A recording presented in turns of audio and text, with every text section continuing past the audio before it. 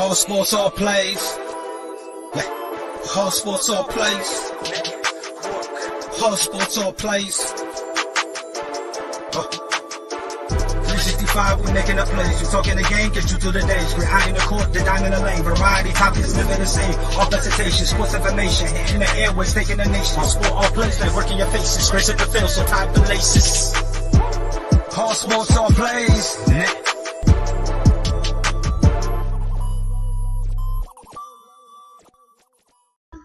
What do you do, baby? It's your boy. Yes, sir. Fry, Yes, sir. Here with that guy, Sean Jones. Of course, Jonathan Mathis, who threatened to retire. And I will find you if you even think about going through with that. And of course, the man, the myth, the legend, the biggest supporter and defender of those Portland Trailblazers. That guy, my guys, how y'all doing today? What's good, man? What's good? Fantastic on a Friday morning. Oh yes, sir. Yes, and that's it, bro. It's a Friday morning, and since it was Friday, not a lot of people gonna get this reference. You know what that means? That means we went through Thursday, which means the NFL was in our lives. I wish it was like Sunday where there was more games, but it is what it is. Before we get to that, the National Basketball Association, they kind of had their fun. So yesterday, the Wizards beat the Heat 112-97. The Warriors had a beautiful comeback win against the Cavaliers, powered by Steph, just again going bonkers for no reason whatsoever. 104-89. Timberwolves beat the Spurs 115-90. Grizzlies over the Clippers 120-108. 76ers handled their business against the Nuggets 103-89. And the Jazz beat the Raptors 119-103. Gentlemen, $1 million question. What surprises Wizards? Really, if you look at it, for me, Minnesota beating San Antonio. Minnesota going into San Antonio and convincingly beating them convincingly. So again, I wouldn't call it an upset because, like I said, San Antonio is pretty much the same type of team as Minnesota, but it's just the way they dominated. And Minnesota right now, they're on a good road. They beat the LA Lakers the other night. They beat them badly. They going to San Antonio and win them a basketball game as well. So I'm surprised about that win that Minnesota beat San Antonio. And also, I had the Raptors as an upset pick over Salt Lake, over the Jazz. I don't know what happened. That third quarter. That third quarter Utah Jazz must have took over in that third quarter because the last time I checked, they were winning at least by like 3 points or something, and the Jazz was able to come back and just weather the storm. But I did have them as a upset pick because, like I said, I like their roster. I like Gary Trent Jr. I like OG Anunoby. He's on another level. Scotty Barnes came out hot this year. I just guess that game. Toronto fell off the face of the earth after that game. I mean, let me tell you this. I'm obviously in Toronto, so I'm avid Raptors follower, and I can tell everybody this on the surface. Pascal Siakam's a problem right now in more ways. I think it's time for him to go. I think he wants to leave. Oh, it's. I think everybody here wants him to leave, but the thing about him is he's a very talented player offensively, but he's very selfish defensively. And when I explain that, it's like this: he only gets motivated to really play team defense after he does a positive offensive play. So if he scores, then he's in his stance, he's getting ready to play D. And if he's struggling, if he's missing his shots, he's playing no defense. And it's starting to rub off on the rest of the team. Since he's come back, we've been 0-5 since he's come back. Our defense is the worst in the league since he's come back. And you look at a guy like Pascal Siakam, 6'9", long arms. He was a two-way player, defensive two-way player. There's something going on wrong with him upstairs. He's not all there. And I mean, you can see it starting to rub off on his teammates now. They're starting to, give him the side eye. They're throwing the palms in the sky every time this guy lets somebody walk by him. I mean, that game last night, we were in control of that game until Pascal kind of he decided he wasn't going to play defense anymore. And it kind of rubbed off on the whole team. I mean, look, first and foremost, free my guy Pascal Siakam, because I feel like he's getting low-key a little bit of bad rap. I feel like he's getting just a little bit of a bad rap because let's call it what it is. Toronto, no disrespect, they're dog shit, right? Like they are how my Celtics are playing right now. You feel me? Yeah. So it's like Pascal Siakam is I think Pascal is going to be a guy who he can make all-star appearances, of course, but at the same time, I don't look at him as this guy where he can galvanize the troops because he's never really been like that. You know what I mean? He's never been that. So he's not a leader like that. Yeah, that's not him at all. He's more like the emotional guy where, like you said, when he has a good play and then he's hyped up, then his energy kind of leaks to everybody else. But he's not a natural born leader, kind of like how Kyle Lowry was, where, even if he was bad, Kyle Lowry would be on the bench sometimes talking to people and whatnot, That's kind of my thing. So I feel like Pascal Siakam's getting a little bit of a bad rap, only because, he is, I mean, unless you want to argue Fred VanVleet, to me, Pascal Siakam is the best player on that roster.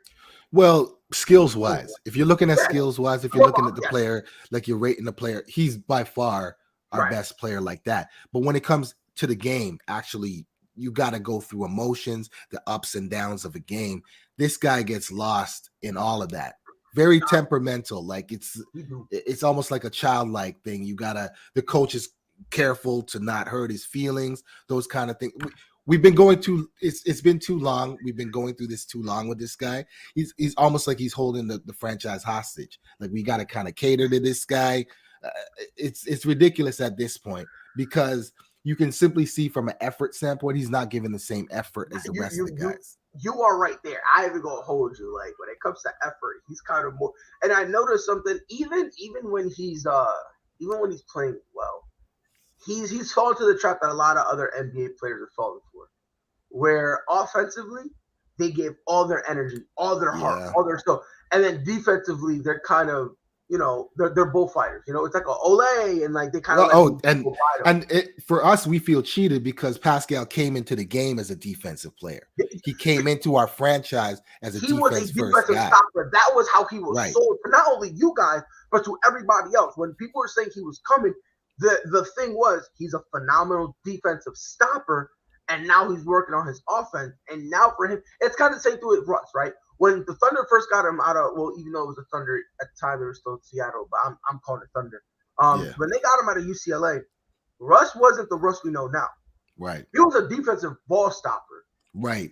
Who then developed his game and then turned his back really on the defense. And Pascal Siakam's low-key doing the same thing. And it's a shame because if you never followed him and you just watched him if you just watched him this year, heck, maybe even a little bit last year, you would have assumed he never in his career played defense. Right, that's right. And as a Raptors fan, I'll tell you this as a Raptors fan, because we've gone through a lot of players who have done the same thing. My man, Coach Dante, you got Norm Powell now over there in Portland, right? But Portland, Norm came into the game as a defensive stopper first. Now he's an offensive player. He's polished, but he's another one. Terrence Ross is another guy we've had. Best defense was his rookie season. You know what I mean? These guys, ever since they've been going down here, DeMar DeRozan, I don't even have to talk about DeMar DeRozan. He came into the game maybe as a defense first player, but his defense, now he doesn't even bother to play defense. Yeah, those guys were committed to playing defense, but I feel like that all changed when they got on teams that were more offensive teams. That's true too. And let me ask y'all a question. Because this is something I low-key been thinking about, because not only did you list the name of guys, but there are also a lot of other players who, as the career went on, kind of turned their backs on the offense. So here's the $1 million question. Is this, and I want to start with you, Coach, is this more along the lines of like they had one good defensive year and it just happened to be early in their career and that's how we're labeling them as a ball stopper? Or do you think as time goes on, they just ignore defense and then just focus more on offense? I think it's about more like if you said for as a rookie going on up, that's what you're talking about. Sometimes it depends on like normally I give a rookie at least like a couple of years, like 2 years to get at least acclimated into the NBA. Then you'll see what type of defensive player they kind of will blossom into, like Alonzo Ball, from example. They thought soon after that first year, the Lakers. He's going to be a bust. His free throw shooting was off. His shot was off. And then, as you see, when he went to the Pelicans, how good he worked on his shot. And he was always a great passer, always a great defender. But the problem was his shot. His shot. You can see now with the Chicago Bulls, he changed. The best thing about him, he changed his form of his shot. Now it looks good. It looks good. I mean, you seen that the other night against the Lakers. How he shot the basketball, but he shoots over 42% from the 3-point line. After that rookie year, each year he got better, and he's a great defender as well. Same thing from Jimmy Butler. He came from the side I am, Houston, Texas. This guy was homeless, but his MO. What was his MO when he first came into the NBA? Defense was his MO at first. Now he blossomed to this offensive stud now. So again, I mean, if you look at it, I mean, you just got to give a rookie a couple of years to get adjusted, get acclimated into the game. Right. I mean, Scotty Barnes is a good rookie, man. Is a good rookie. He's off to a great start. In a couple of more years, he can be a beast. Couple of more years, Jalen Green is gonna be a monster. His athleticism is through the roof. It's through the roof, man. This guy probably out of all rookies got probably the best athleticism. He's the best athleticism. But guys like Scotty Barnes, Cade Cunningham, and Jalen Green, those guys are gonna be really good studs, man. So again, I'll just give rookie a couple of years, man, just to get acclimated into the NBA. Well, it seems like they're already off to a fast start. These younger guys coming in now, they get acclimated quickly to the game, and you know they catch on really fast, and that's what we're seeing with this young class that have come into the NBA now. I mean, these guys are really balling, and they're hanging with the big boys, you know, and it's scary to see because you can only get better. You can only get better. And in the case of Scotty Barnes, go ahead, Mike. Spit out whatever questions you got. My bad. Go ahead. You know, in regards to Scotty Barnes, like, because I get to see him every night. Scotty Barnes is one of our best players right now as a rookie. He's got the all-around game. Like, people in Toronto are screaming for him to shoot the ball more and be more selfish, take the ball out of Pascal's hands. That's what we're screaming right now, because we would rather see Scotty Barnes take these attempts and really try at them than our $30 million guy just half-heartedly walking through a game. You know what I mean? And so when you look at a guy like Scotty, like, he was visibly upset with Pascal last night. I don't know if y'all saw that game, but I watched the game, obviously, in Toronto. He was visibly upset more than a few times at our fifth year NBA player, 6th year now for Pascal.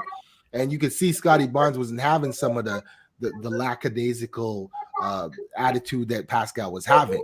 As a rookie, already he's one of our better players. So this draft class, this rookie class, is really impressive to me.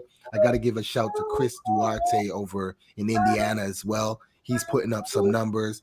Josh Giddey, he's putting up some numbers over. That guy's good. He's pretty Josh good Giddey too. Is real good. Yeah. So this rookie class, they may be years ahead of their time, right? Especially like Scotty Barnes is crazy right now. They are very well ahead of their time, and it's very impressive to see them blossom. You know, now that they're at the pro level. Yeah. And Sean, to add to your statement, maybe with Pascal Siakam, I always butcher his name, but I do my best. Maybe it was the talent that he had around him. Remember, he had Kawhi Leonard, he had Kyle Lowry. Maybe those guys, sometimes when you have star power around you, it makes you look better. It makes you shine a little bit more, because what it does, it takes pressure off of you as a player. That's not to take anything away from Siakam. I think he could be a very good player. I think sometimes he allows, his skills to get inside his head, and that kind of throws his game off a little bit. But he definitely has talent. I think he just needs to, be a little bit more unselfish, not try to do too much. Because when you try to do too much, that's when you make mistakes, and that's when people start, they start not believing in you anymore. So I think if he goes back to his old self, the way he was when that team won a championship, he'll be just fine. Yeah. He'll be Oh, we know that. We've been screaming for that. The thing about him is we know that in Toronto, we're really patient with this guy because we know what he can become. Just to lead off of what you were saying, Jonathan, like after Kawhi left, right? We had probably our best year ever in the regular season after Kawhi left. He led that team. He was leading that team. There were a number of games when Kyle Lowry was hurt. He led our team. Then the bubble hit. And if anybody doesn't know the story, Pascal took that entire time in the bubble and didn't train at all. He couldn't leave his apartment. He was in there for 4 months and he didn't pick up a basketball. Gained 35 pounds. Yeah. Right? Came back in the bubble. He was garbage in the bubble. Ever since then, he's been trying to get it back. So we've been really patient with him here in Toronto. We understand he had shoulder surgery in the offseason. That's another thing. He never had any training camp or preseason games. So this is literally only his 5th game back this year. Having said that, you can't go through a game, play 34 minutes, score 4 points, have 4 turnovers, and 0 rebounds. That's not going to cut it. On any basketball team, no matter what, that's not going to cut it. And that's what we can't put up with. Yeah. You can also make a case, just like Jonathan said, he had better players too. And that goes back on the defensive side of the ball too. So I'm gonna flip it back to the defensive side of the ball. You got Kawhi Leonard, probably one of the best defenders in the game, and Kyle Lowry that can defend. So that kind of helps you a little bit, kind of helps you motivated every time someone score a basket and he score a basket. That kind of helps you get motivated on the defensive end when you're used to winning these type of games and having one of the best players, the defenders on your team in Kawhi Leonard, who can guard anybody, who can probably guard anybody 1 through 4. Then you got Kyle Lowry, who's really tough. Then you got Marc Gasol inside. So again, that can kind of make it easier for you to defend. And that takes a lot of that burden off Kawhi Leonard and Kyle Lowry. Serge Ibaka. See, you had all those defenders right there. Each and every one of those guys could defend at a high rate. So that took a lot of pressure off Pascal Siakam. Now they gone. Now it's like he said it's just him. When you have Fred VanVleet, you still have Boucher who can score. You got Scotty Barnes that's emerging real fast. I mean, again, Pascal, you can feed off great players, like Jonathan said. Those players was great, and you knew Kawhi. Everybody in their mama knew Kawhi Leonard. That was going to be his last year because he wasn't traded. He wasn't picked to go there. He didn't ask to go there. He was just traded. But that guy delivered a championship, and nothing better you can ask for. Everybody knew he was going to leave after that year. Yeah, but he gave it his all when he was there, and he made that team more competitive. Yeah. Absolutely. He raised the level of everybody. And after he left, like I said, after he left, we had our best year because I believe that Afterglow was still there. His influence was still there. Just to touch one more thing before I stop talking about the Raptors, because I don't even want to talk about this team anymore. Just saying. Their defenders this year are probably some of the best defenders they've ever had. OG can guard 1 through 5, period. Yeah, Gary Trent Jr. I forgot that. Yeah, Gary Trent Jr. is up at the top of the league in steals. I think he's first or second. Fred VanVleet individually is one of the best pound for pound defenders in the league. Yep. Then we still got Boucher. We've got a bunch of defensive players. Really, when you think about adding Pascal to that, you would probably start salivating, thinking, wow, you add this Pascal guy, he's a defender, to all these other defenders. We should be a great team. It's gone the opposite way. Pascal's come in, our defense is taking a nosedive, and that's simply because of the effort. Now, again, we're patient with this guy because we think, the offseason surgery, he's still coming back from losing 35 pounds. All of these kind of things, we're kind of patient with the guy, right? But the excuses are running out, really. He's running out of excuses. It's time to put up or shut up. Last night's effort with the 0 rebounds is inexcusable for a 6'9" front court player. I don't care what team you play for, what kind of surgery you had. 0 rebounds in 34 minutes is not going to cut it. Yeah, I feel you. No, I feel you, and you do have a point. Hopefully, he can snap out of it. But Mike, we didn't forget about you. He had a question. When are we going to see Jello ball? I'm assuming when he says ball, he's breaking off. He's been dropping buckets in the G League. I'm gonna keep it a stack with you. I don't think he ever will. I think there's this weird narrative around him that he's not good. I don't know where it came from. I really don't know where it came from. But there's this weird narrative that he's not good.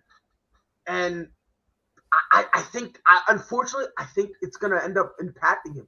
I think he should be. I think if you put him on any team, is he starting? Probably, unless it's like one of those, bottom teams, probably not. But I do think he can get a solid 15, Absolutely 18 minutes like coming off the bench for a team. But it's unfortunate because there's this weird narrative that he's trash. No, I don't know where that narrative came from. I just woke up one day and people just started saying it, and I was like, "Where's the origin of this myth?" Sometimes it's just a matter of fit and your opportunity. Let me give you an example. Gary Payton Jr., the second, or Gary Payton the second, whatever you want to call him. Yeah, he bounced around from a couple of teams, including the Raptors 905 team. We had him here, and I watched that you play like live a few times. And I knew he was good enough to play in the league. He just never got an opportunity. Now he's on the best team in the league, record-wise, in Golden State, and he's shining over there. I think it's the same kind of situation with Jello. He might not be able to get up with the Charlotte team. But there's going to be a team that's going to give him a chance, and he's going to fit in. He's going to hit a couple of shots, and he's going to find his place just like Gary Payton Jr. did. It's funny that they push that narrative about him because, look, you would think he would stand out more if been on a Charlotte team. But maybe a lot has to do with the fact that Charlotte's a small market team, a team that not too many people talk about. If you put him like in Hollywood, or you put him in Golden State, or you put him in even on Sean's team in Toronto, you put him somewhere like that where it's a bigger market, he's going to get more exposure. More people are going to talk about Jello Ball probably differently than what they do now. But I don't agree with the narrative. I think it's a false narrative. Right. And this is a guy who is still growing. He's still coming into his own. I think he's the best out of all his brothers. That might be another reason why we talk so negative about him, because his other brothers have not, rose to the occasion. They have not met those expectations that were placed on them when they first entered the league. So maybe that's why Jello gets a bad rap. But I do think Jello's the best out of all his brothers. And I'm there with you. I would take him any day over LaMelo, and I would take it. And it's not, in my opinion, it's not even close. I can't rock with that one, man. Melo's the best of that trio. Melo's the truth on that team, man. Melo he is. The youngest brother is. A lot of people were saying that before he even entered the league. They said the youngest brother was the best out of right now. So far, he is the best. He is the best. You look at both of his years. Now I do think Lonzo has improved tremendously. Lonzo's nice. He has definitely improved. He's shown immense improvement, but we still can't take away what Jello has done in his young career. He's better. He was better than what his brother was in his rookie season. Honestly, I'll be honest with you. I don't think we'll ever be able to truly say it until Jello That's right. steps on the court and he plays like 20, 30 games. Yeah. He doesn't really have to start, but let's see what he does. I think then we'll be able to truly figure out how we can properly say who's better. Because at the same time, people are saying Melo is better, but we really can't say that when I think he's the middle one, LiAngelo. I think LiAngelo is the middle he's one. the middle one.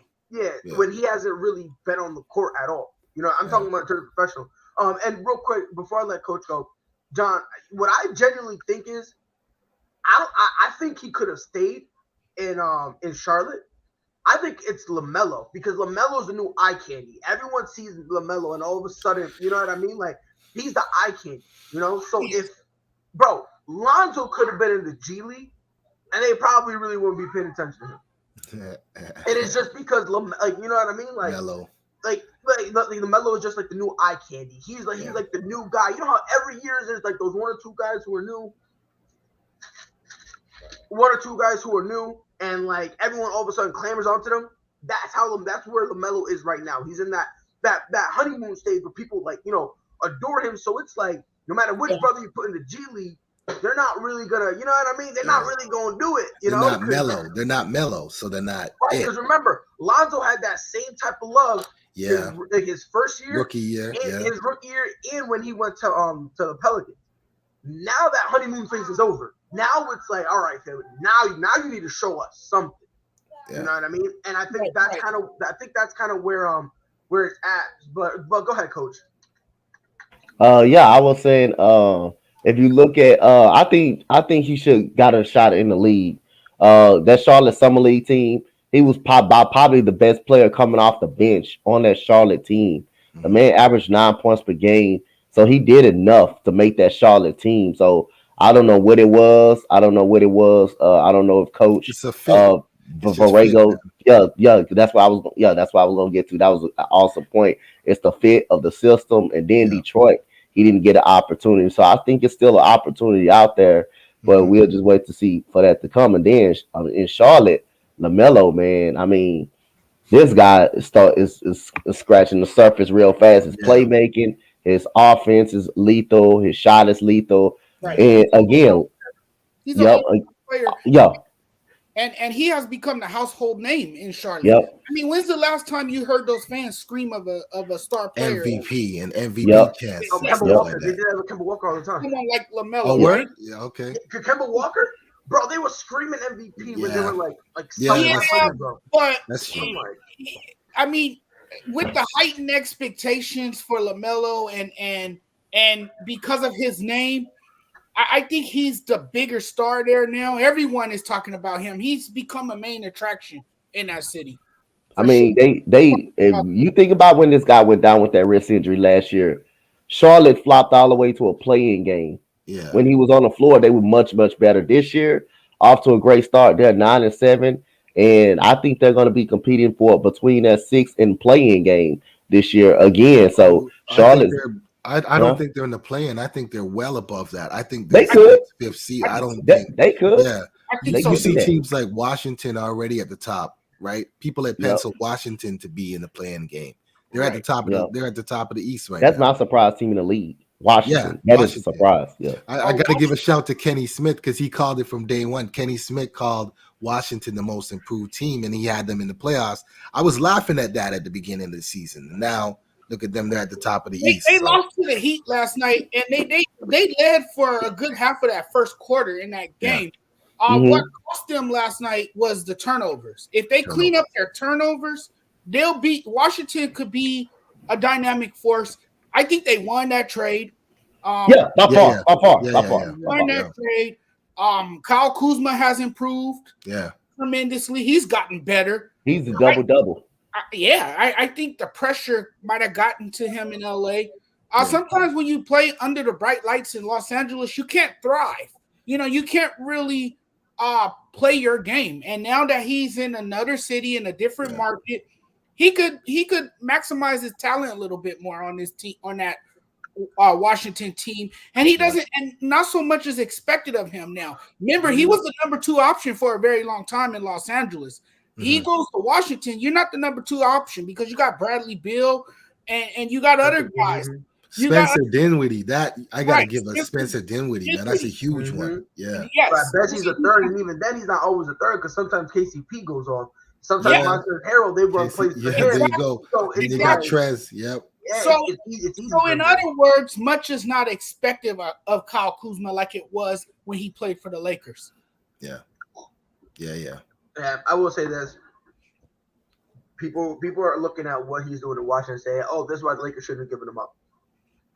Kyle Kuzma would never have been able to do what he's doing now. And even then, if we're going to be honest, it's not like what he's doing is phenomenal. Let's also put it in context. Like, what he's doing is not really this whole thing where he's all of a sudden this phenomenal player. But he's gotten better. You know, and LA could be a distraction too. You know, being in Hollywood, I mean, there's a lot to do out here, and that could easily cause a distraction. And next thing you know, you're not focused on your game like you should be. So, I mean, go ahead. There's a lot of reasons why he probably didn't pan out as a Laker because he wasn't good. LA. Now we talk about LA. My upset of the night, because you're talking about LA, my upset of the night is the Grizzlies beating the Clippers. That was Right. mine. Yep. And having said that, my dark horse for the MVP has to be Ja Morant right now because he's balling out the gym. Oh man. Yeah, so Ja's my guy I'm rolling with right now. Hello, Hey hello. Carolina. Good morning. Yeah, I'm there with you, bro. Because like I thought this was gonna be, it really was gonna come down to because I said this before. Paul George is he's solid in the regular season, come playoffs. He folds. You rub your eyes, and all of a sudden, Kyle Kuzma's back in LA. That's kind of the guy we got with Paul George. You know what I mean? Like, I'm calling it what it is, man. I'm not trying to be mean. I'm not trying to be rude. You don't have to be. No, you can speak your mind because we had a guy named DeMar DeRozan who was the same thing. Yeah. DeMar was our superhero in the regular season. You want to know what it was with DeMar? He was scared of LeBron. Yeah, well, yeah, that's my. Hey, I'll back you on that 1,000%. DeMar doesn't. He's not a. I seen DeMar go head to head with the Greek Freak. I seen him dunk on the Greek Freak to end a playoff series. Yep. I've seen him with no fear against all these players. He saw LeBron. He put the skirt on, and he would totally go in the opposite direction. Every time. So it was all about. DeMar was all about LeBron. I don't know. That was his intimidation factor, maybe. Intimidation. It was because the thing is, they see the thing is they created this boogeyman in LeBron. They created a guy who's like, man, he's so great. And now when you have to play the person who you've been hyping up, you've hyping him up so much that you're like, well, we're losing. Like that's kind of like what the vibe they were on. But right. I mean, you're saying Ja Morant is a dark horse MVP. I mean, like a couple of weeks ago, I had him as the MVP. Then Steph heard me say that and got mad. And then he was like, hey all y'all. But yeah, that to me that was definitely my upset. Ja Morant might be the most explosive player in the NBA today. He's really fun to watch. I'm telling you, every time a Memphis Grizzlies game is on, I want to tune in. I want to watch it. Yep. He's gonna. I'm trying to think. No, there's nobody else that's more explosive than him. No, he's like a young, he's like MVP Russ right now. He's attacking the rim like that. Yes, and he's not afraid to attack the rim. Right, against anybody. It doesn't matter who. So he's a special player. He really is, and he has elevated that team. He has taken that team to the next level. Yeah. Yep, and it's going to be interesting to see how their future goes. Today in the NBA, we got Warriors and Pistons, Pacers and Hornets, Magic and Nets, Lakers and Celtics. Pride. Let me get my upset real quick. No, I'm going. You're talking about how the games I just played? From the NBA yesterday. Oh, go ahead. Yeah. Mine's was the shorthanded Sixers beating the Nuggets. Yeah, that was a good one. That was a big upset because you had Tyrese Maxey, man. He went off. He scored 22 points. And then Seth Curry, Steph's brother, he added 20 points. And, I mean, the Sixers did this without Joel Embiid. And this is the same Sixers team that got pummeled by the Utah Jazz the other night. So and the Raptors before that, before that. and this win yesterday snapped a 5-game losing streak. So the Sixers haven't been playing their best basketball. This to me was a momentum builder for them moving forward.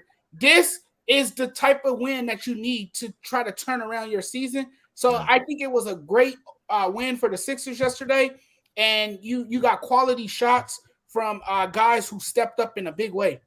Yeah. One thing about it, he and when I say he, I'm referring to Seth.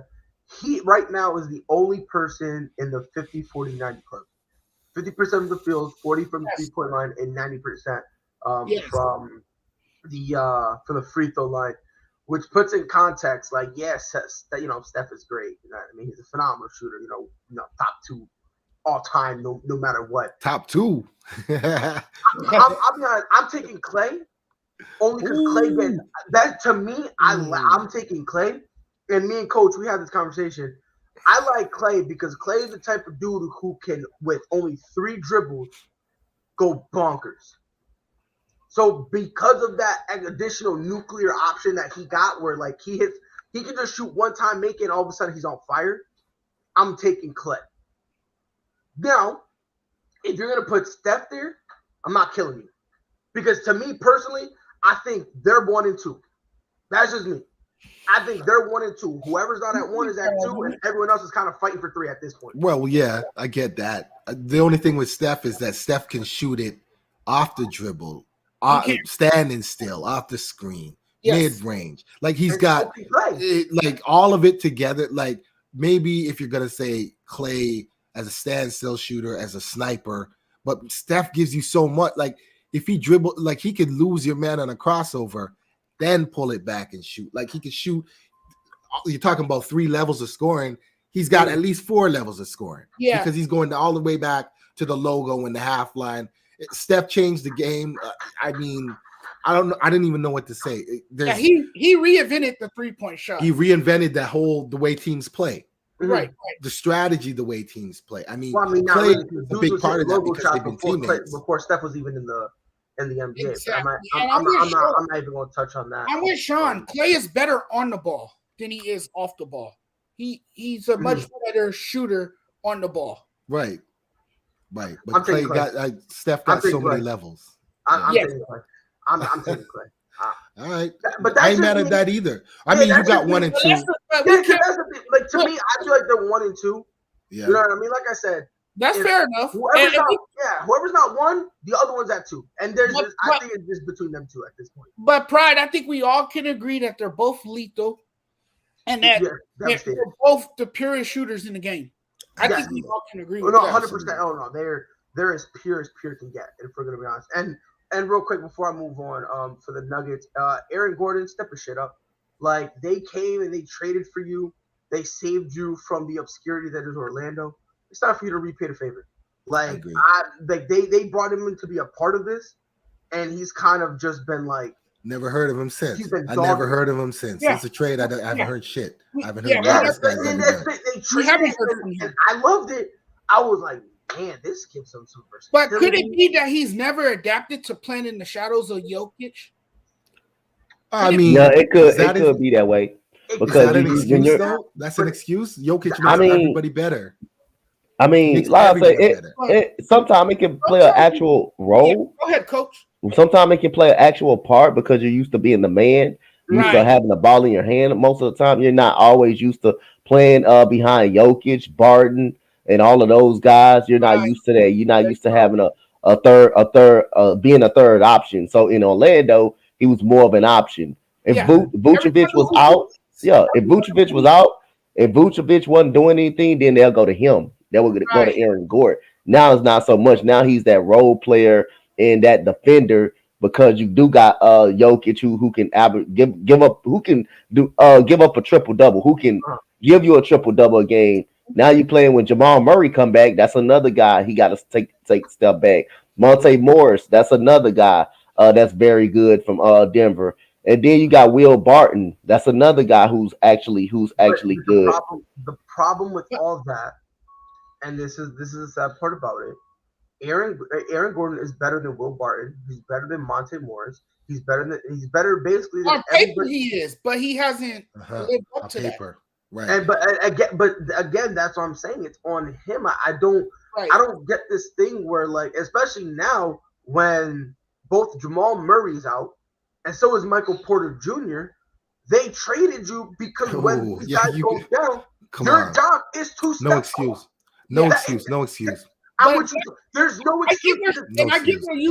get where you and Sean is coming from. I really get where Sean is coming from. Because look, now you're on a team where you're well coached. Let's not take anything away from Mike Malone. He's done a terrific job coaching. Phenomenal coach. I like you're with a big man who can, help develop your game. Yeah, and he's unselfish. Totally unselfish. About players that's very unselfish, and you're on a team that has a chance to, make a deep run in the playoffs. Right. So I get what Sean is saying. There is no excuses, but no excuses, also, man. Aaron Gordon might have taken a step back because he's so used to having the ball in his hands, and maybe that's why he's underperforming. But yes, I agree. He definitely has to step up his game. Mm-hmm. Definitely. You was traded there to be productive, They need you to be more productive. You know, be the Aaron Gordon that you was in Orlando. Yep, and honestly, you don't got to be that Aaron Gordon from Orlando, right? No. You just can't be playing 31 minutes and giving me 9 points, 4 rebounds, and 1 assist. Yeah, you at least gotta average 15 points per game. At least 15. That's what I'm saying. Like right now, he's giving out 12. But if y'all watch him, he's playing so tentative and so scared. And it's like, nah, bro. Like this is the time for like fully healthy. I would understand it. I would get it, right? Because it's obviously going to be Jokic at 1, then it's going to be Murray at 2. Sometimes they'll switch. Then it'll be Porter at 3, and then it'll be Aaron Gordon. So I get that part. Yeah. But again, when two of the 3 averages in front of you are gone, and you're playing to the point that Jokic is like, hey, yo, look, I'm going to war with Will Barton. No disrespect to Will Barton. But if he's part of your big three, you're not going nowhere. Let's call it what it is. If we're gonna keep it a stack, you're not going nowhere. And if Jokic is saying, yo, come on, Will, let's go to war, and you got Aaron Gordon kind of just chilling there, it's to the point where like the biggest thing he does in the game is whether or not he wears a headband. Let's call it what it is. Like that at this point, that's where he's at right now. But if Aaron Gordon, he got to step up. If he does step up, this Nuggets team is going to be very scary. And I would go out on a limb and say they could come out of the West because they have the players to do so. Yes. If everyone knows their role, and if everyone plays together on that team, and everyone takes off, that team could do some damage in the Western Conference. But they have pieces. But again, playing 31 minutes, like same thing we said about Pascal Siakam. You can't be giving me all these minutes with too little production. Yeah. If you're Not a role with that, player, no. I get it. Yeah, I get it if you're a role player. But listen, bro, if you're playing like the Avatar, when the team needs you most, you vanish. Like at some point, someone got to sit this dude down and say, like, "Hey, yo, look, you feel me? I like you. You acting like a light skin, bro. We need you to start acting like a dark skin and go be vicious, bro. Your boy is dog shit, and he out here acting like he deserves more minutes. If you out here getting outranked by Bull, who potentially gonna demand a trade pretty soon because we don't give a shit about him. Come on, son, you gotta step it up. You gotta step it up. But in terms of the game today, the Warriors will play the Pistons. The Pacers are gonna play the Hornets. The Nets are gonna play the Magic. I'm sorry, it's just this is weird things that are going on. The Lakers will play the Celtics. Clippers will probably end up losing to the Pelicans if we're gonna be honest. You think the Lakers will beat the Celtics? The Lakers have been so bad. The Celtics got that game. The Celtics are winning that game. Hold on. Go on. No, finish the rest of the games, but I'm gonna go back to that. The Bulls are gonna play the Nuggets, which that's gonna interest me. Raptors play the Kings, and the Mavericks play the Suns. Since y'all opened up Pandora's box, let's go ahead and talk about this Lakers Celtics game. Yep. Listen, there's nothing to really talk about because I keep repeating myself in every damn show how terrible the Lakers are. And I definitely agree with you. And I get you, but let's also put it in context. Let's not act like my beloved Boston Celtics are playing all-star basketball right now. Nah, but they're playing better than the Lakers. But they're playing better than the Lakers. As badly as you think Boston is playing, they're playing better than the Lakers right now. Think so? You know, and where's the game? Where's the game? First of all, where is the game? Where is the game? It's in Boston. It's in Boston. Oh, Boston got this. I said that even before I knew where it was, but Boston got this game. Oh, the Lakers are on a long road trip right now. They they are. Boston's winning this game. I'm gonna tell you that road trip that they're on. So it's gonna be. It's all East Coast. Yeah, all East Coast. So they just played the Bucks. That was away. Celtics, then the Pistons, Knicks, and then Pacers. Then they go back home for a 2-game homestand against the Kings and Pistons. Then they go back on the road against the Kings. They lose tonight. The Lakers lose tonight, but they beat the Pistons, Pacers, and the Knicks. So that's what's going to happen, in my opinion. They lose tonight, but the next 3 they win on their little road trip. Yeah, man. It's like for the Lakers, man. I don't know what's going on with this team, with this Lakers team. I'm telling you, man, from what I'm seeing, it doesn't look good, man. The rotations are kind of off for Frank Vogel. Lakers rotation. That boy, I knew that trip, bro. That dude Damian something else. The rotations was off, just like Jonathan said. Because I comment on everything he posts about basketball, but The Lakers, Frank Vogel rotation seem not to be there. Like you said, Aaron Gordon not being productive, but this is why I want to switch to Kent Bazemore. You cannot be playing that many minutes and can't get a wide open shot to fall. when the team definitely needs you out there to make a shot when you are needed, he's been checking out. I don't know why. What's that dude with the R? Start with that Mexican dude. He's been playing some pretty good basketball. I don't know why he's not. Why Reeves? I think his name Reeves. I don't know why he's playing. Yeah, I don't know why he's hurt. Because if he's hurt, I don't know why he's not cracking the rotation more. I should have sworn he was doing good when he was playing. And that history though. Yeah, Anthony Davis makes it easier to guard him because when you got a mismatch on you, you're not going into the post. But all of a sudden, you want to jab step and shoot outside jump shots. That's not going to cut it. Melo looks good coming off the bench, making shots coming off the bench. But when he starts, something ain't right when he starts. DeAndre Jordan is in the game. I mean, that's crazy. Where did it go, Coach Frank Vogel? Russell Westbrook jack up shots all the time. He'll give you 2 missed layups a game. Basically, give you 2 missed layups a game. If you're gonna play with a guy like Russell Westbrook, you have to put shooting rotations in the game. Yeah. You can't put DeAndre Jordan in the game to do a pick and roll with him because again that cuts off the basket. And then again you gotta go. You can step up on the screens on the rush because you're not gonna make a damn shot like that. He's gonna go 0 for 6 and 8 for 18 again, which is terrible for that. Malik Monk has been playing well. Horton Tucker has been playing well, but all of a sudden, like I say again, no excuses. LeBron injuries happen every day in the game of basketball. That's right. You're still a good enough team. That's right. To win games and be a 5th seed in the West. So I don't know what it is. Frank, the rotations is not there. You mentioned it. You said what it is. The rotations, and it's also the fact that you trade for a guy by the name of Russell Westbrook, who had this problem with other teams, where chemistry is just not there. The chemistry is not there for the Lakers. I've been saying this over and over and over again, and I mean, real quick, Rio, even with LeBron, he's not the solution. No, not even with he needs his own kind of team. Like he needs a team like a bottom feeding team that he can just lead and get all the stats on. Then he looks better. But if it's like a winning team that you depend on these other players, Russell's not going to help you with that kind of a team. And also, Sean, he's playing with a ball dominant LeBron James. They both need the ball in their hand. Yeah. I'm gonna say this, and I think it's funny. Someone on TikTok, I was going through TikTok and they made a video saying, "Oh, the haters are quiet." I guess Russell has been on a 5-game streak. We're gonna ignore all the other games, right? But he's been on a 5-game streak. It's like 20 points. He's somewhat efficient, stuff like that.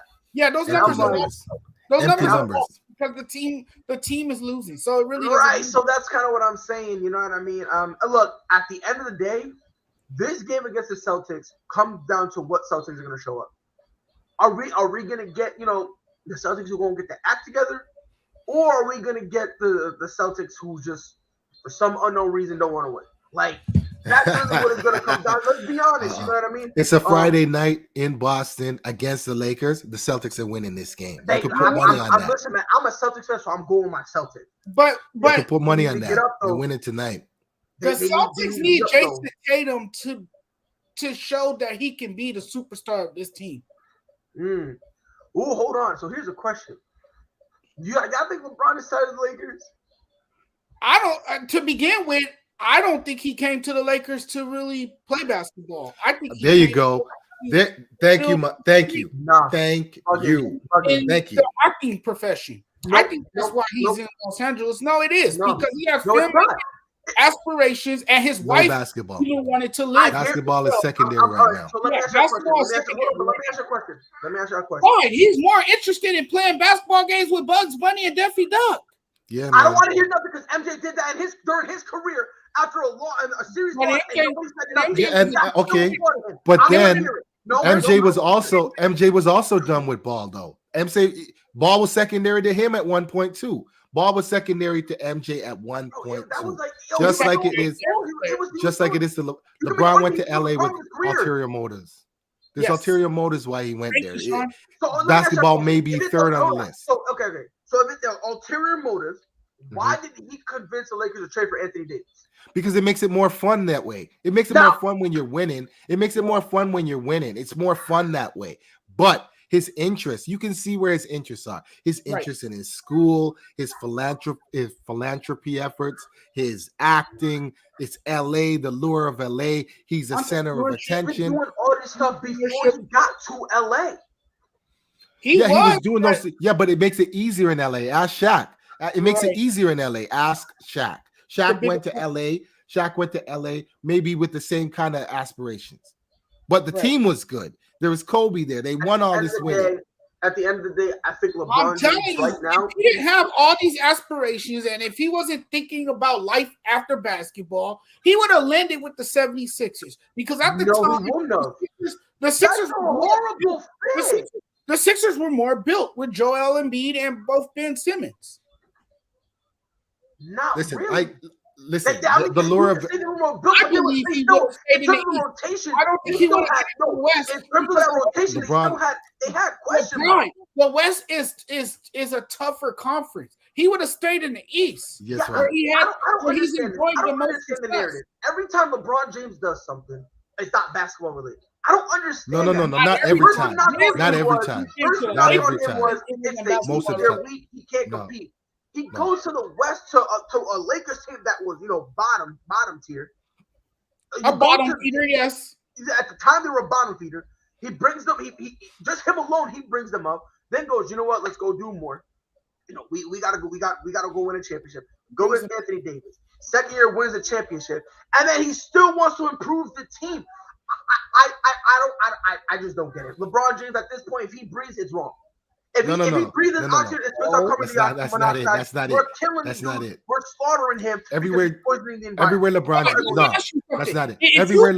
been. Aspirations outside of basketball. If you had other aspirations, let me ask you a question. If you had other aspirations outside of basketball, and you was thinking about your life after the game of basketball, and you joined a team that wasn't very good, that was inferior at the bottom of the Western Conference, wouldn't you want pieces around you that can help you win because you still want to go out on top of your game? Absolutely. That's what it was. That's what it is. LeBron, that's what it is. And the thing is, he's in LA now. Like I said, he's got ulterior motives. Basketball might be secondary, but everywhere LeBron has been, he's been the GM as well. He's been the GM everywhere he's been. He's been orchestrating.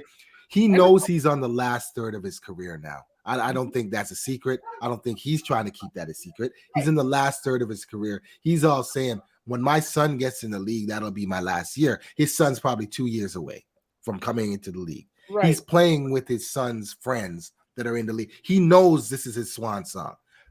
He's not trying to win as LeBron 2016 LeBron. He's not that hungry no more. He ain't that hungry no more. He's a well-accomplished superstar. He's right. That's the thing. The things that he's accomplishing now go beyond basketball. In his mind, the reason he went to get Russ because he believed that would help them win another title. Oh no, you can't believe that. Listen. LeBron I try to believe it. As a Laker fan, I try to believe it, but now I can't believe it. Maybe because I'm out. Maybe because I'm in another country. But I saw that it's never working. I saw that as never working. I saw that as a publicity thing. LeBron James thought it was going to help them bring another ring, which is why he then interfered and told them, "Don't get Buddy, get me." A lot of Laker fans were excited about Russell Westbrook landing with the Lakers for the simple. How? Why? Because he's from Long Beach. That's why. Okay, I'll give you that. I'll give you that. I'll give you that. Okay, I'll give you that. So that's why people love him here. And they thought, oh, Russell Westbrook is a Southern California native. He'll fit in well. He's gonna come in. He's gonna come in with intentions that he wants to win because This is his home team. That was the narrative being thrown around. The What fact about that Rondo? Does he not care about winning that anymore? he's hungry to win. That Yeah, he's but Rondo's a cancer. career. Rondo's a cancer. The teams get rid of that guy. He's not. He's not a He kid. don't like. Come on, He's not a Rondo brings more problems than solutions. Yes Oh or no. no? I got Rondo brings more problems than solutions. I have to respectfully disagree on that one. All right. I think Rondo is when he was playing in the early days of his career, he was a floor general. I think now he's more of a mentor, and he's more of a locker room voice now. I think he's good. He's good to have in your locker room because he can, help other players develop. He can help them grow. I think he's a coach on the bench for any team Well, wherever. If that's the case, then why are all these teams getting rid of him after 1 year? So is Russ a cancer? No, Russ is not a cancer. Well, Rondo's So a why are cancer. these teams getting rid of Rondo him? is a cancer. Why are these teams getting rid of him?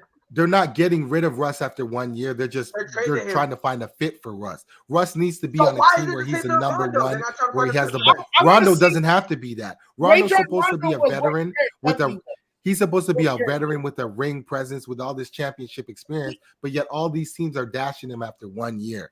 He's not fitting in on any of these He's teams. signing He was 1 out of the year league for a deals. minute. He was out of the league for a minute, and it's not because of his basketball skills. Let's just You're put it not that gonna way. get a guy that's gonna you're not gonna get a Rajon Rondo that you got in Boston though. No, nobody is. We get that. But everywhere he's going, he's causing some sort of problem. Rondo's When he a was cancer. with the Clippers, yes or no, he was causing problems. No, Before he that- wasn't. No, Yeah, he No, was. he wasn't. He was. Oh, was come on, not. man. No, He was clashing no, with Kawhi. Patrick Nah, Beverley- man. And for you to clash with Kawhi, you got to be doing something major for you to No, clash with Patrick Kawhi. Beverley and Lou Williams was the problem in that locker room. Wait, It was Patrick bro, Beverley. they played 3 people. They played 3 players. In that Montrezl locker Harrell, Lou Will, and Pat Bev. Those are the 3 guys that they blamed. They didn't blame Yeah. Rondo. Those are the guys that kind of Hold on, wait a minute, Maybe wait a the minute, maybe wait a the minute. narrative Hold is on. different Yo, here. John, coach, hold on. Didn't Rondo leave the Clippers? I'm sorry, he left the Lakers. The Right. Clippers wanted him. They wanted him back. He went to he Atlanta. signed with Atlanta And then they and traded Atlanta for him, so. traded him. They- The only locker room problems that I heard Rondo ever have was the one in Dallas. He was definitely a problem in Dallas. That's why he didn't play no more after game 2 against Dallas. Boston, he was a locker room problem for sure in Boston. I know Okay, so for that. hold In Boston, he was a locker Those are two room problem. places. Those are two places that you're mentioning. No, If you're a cancer in more than Dallas- one place, hold on, you're a hold on. cancer. In Dallas, Yeah. if you want to say it was solely his fault, I'll allow it. No, I ain't say it was his fault, but that's why he didn't play after the Rockets beat them in game 2. He didn't play no more in the series, and the team already came out and said, "I'm not. I don't know how he is with the Hawks. I didn't know how he is with the Clippers, but I know for the Bulls earlier in that year, he was a locker room problem as well. So that's 3 teams that been problems That's 3 that I teams. know. That's 3 That I know. teams. That I know. Everybody else, No, it's not 3 teams. Hold on. yes, it First is. of all, I'm telling you. What happened with the Boston Celtics was not a locker room thing.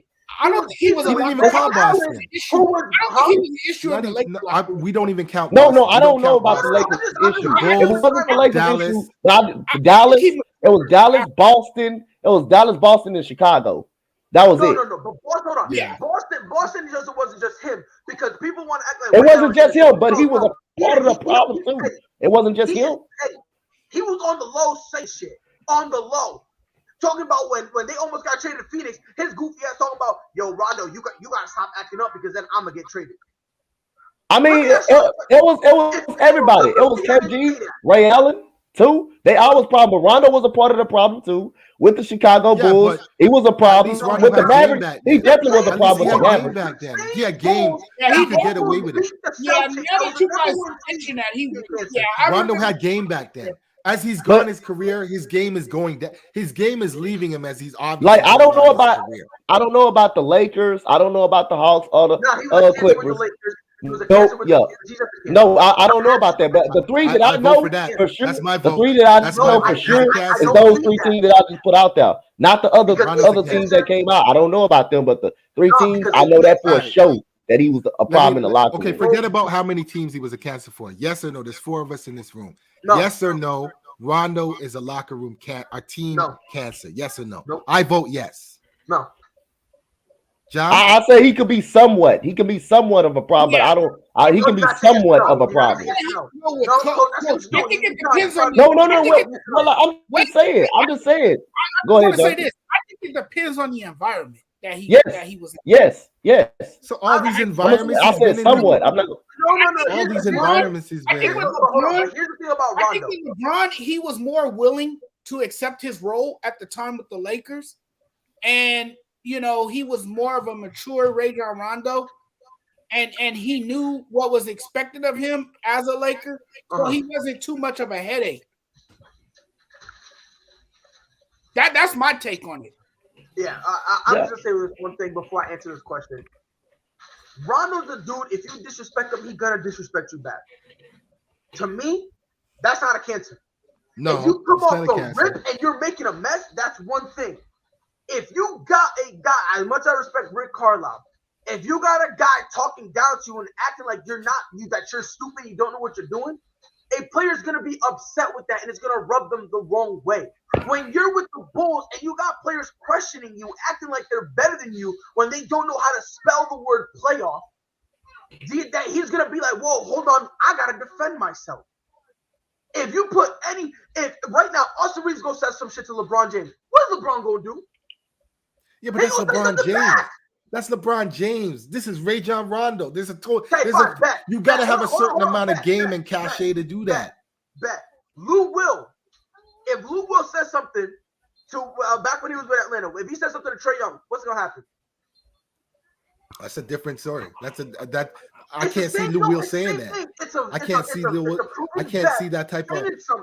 But you have to be that type of a. Yeah, go ahead. No, it's fine. Who's at fault? The 70s when the 76ers lost to the Hawks in the playoffs, Ben Simmons or Dodd. I laid on everybody. Everybody was. That's a team. That's more of a team thing. But some of all the blame went on Ben Simmons, but that's a team thing, man. That is a team thing. That's Doc Rivers.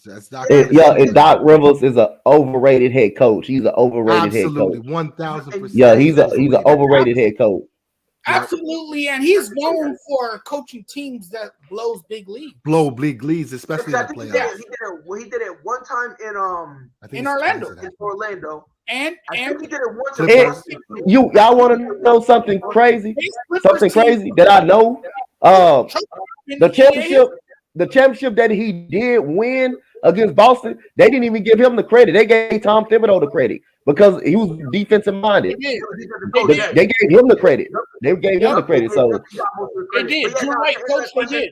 I think everybody, because they love to blame Ben Simmons. No one wants to talk about how Ben Simmons was locking down Trae Young. Nobody wants to talk about the 8 turnovers from Joel Embiid. Nobody wants to talk about Doc Rivers yet again pitching a hissy fit, crossing his arm, and turning his back to the players. So my thing is, if y'all gonna blame Ben Simmons, y'all just got this weird natural hate for him. But again, I don't blame Ben Simmons, but Ben Simmons is definitely at fault for not. For a lot of things. Yeah, you can't be scared. Listen, if you show you're scared in an NBA game, you lose a lot of respect just simply because of that. Like you lose a ton of respect. Again, I harken back to Toronto when DeMar showed he was scared of LeBron, he lost a ton of respect. And DeMar, he was the mayor of the city. DeMar was the mayor of the city. He could have did anything he wanted here. Right. When he showed scared, when he showed fear, that's a totally different thing. People look at you totally different. So Ben Simmons, he showed some sort of fear in that playoff series. And fear is definitely holding him back today. Exactly. It's still exactly. He's afraid. With him, it's the same problem. No, here's the thing. I will say this and then move on. I don't see that same fear in him anymore. And I think in Ben Simmons? No, I thought we were talking about DeMar DeRozan. Oh, DeMar. Oh, sorry. No, DeMar's changed. Oh, DeMar's changed. If we're gonna talk about Ben Simmons, I don't see that fear in him either. Because now, I'm just talking about in general. Because look, bro, they crucifying him, and he's still chilling. I think that's fear, though. I think that's he's afraid to face the music. I don't think so. I don't think so. But I will not fully know until we see him on the court. Because if we see him on the court and he got that chip on his shoulder, We can harken back to this and say, hey, yo, when people was coming at him crazy, maybe that hardened him up a little bit. He lacks We don't confidence. really He know until he lacks steps back on the confidence court. in his own shot. He lacks confidence in his own shot, and he has shown that he does not want to develop his shot. That Right. he doesn't want to refine his shot, and that And here's right the question there with that. tells me a Is lot it that about Ben Simmons. That Ben Simmons doesn't care to correct his game.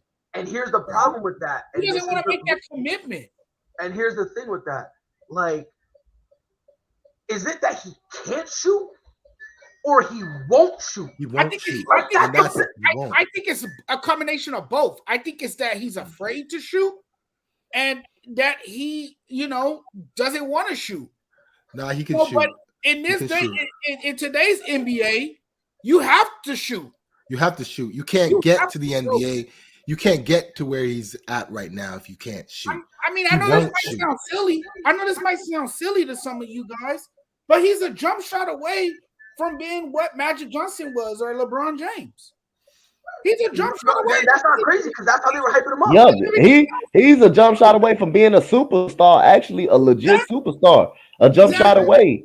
And then just because another thing, by me knowing that I think it's a combination of both, like Jonathan said, he's scared to go to the free throw line. If you're scared to go to the free throw line too, that has a knock on you as shoot. That can tell, like I said, also that he can't really actually shoot. He doesn't trust his shot if you're scared to go to the free throw line in situation. But one more question before we move on. I want to ask Sean this question though, because this is a question that everybody, I'm sure in Toronto, and I didn't agree with it at all. I know it came out of a cost of a championship. How did you feel about Dwayne Casey being fired after winning Coach of the Year? Okay, I'm so glad you asked me that question because, first of all, I respect Dwayne Casey, right? But if anybody from Toronto, I have my own podcast. I speak on the Raptors all the time. For the 3 years prior to him getting fired, the 3 prior years, I screamed for the Raptors to replace Dwayne Casey. Not because he was a good or a bad coach, because he was a former player with a bit of an ego, and he kind of held those things. He was very stubborn when it came to playoff things. So my crusade in Toronto was to replace Dwayne Casey. When they finally fired him, I got bombarded everywhere because how could you replace the coach of the year? He brought this culture. I respected Dwayne Casey for the culture he brought here, but came a point in time where we could not get over the hump, and Dwayne Casey was the reason we were losing. Not DeMar DeRozan or Kyle Lowry in the playoffs. My take on it was Dwayne Casey was why we were losing, why we couldn't get past LeBron. This guy had CJ Miles guarding LeBron in a playoff series for long stretches of the game. Long stretches of the game. But the thing was, CJ Miles was the only one who, frankly, had the balls to step up and say, well, okay. You know what I mean? That's kind of a chicken and the egg thing because people were saying, DeMar is afraid and so on and so forth.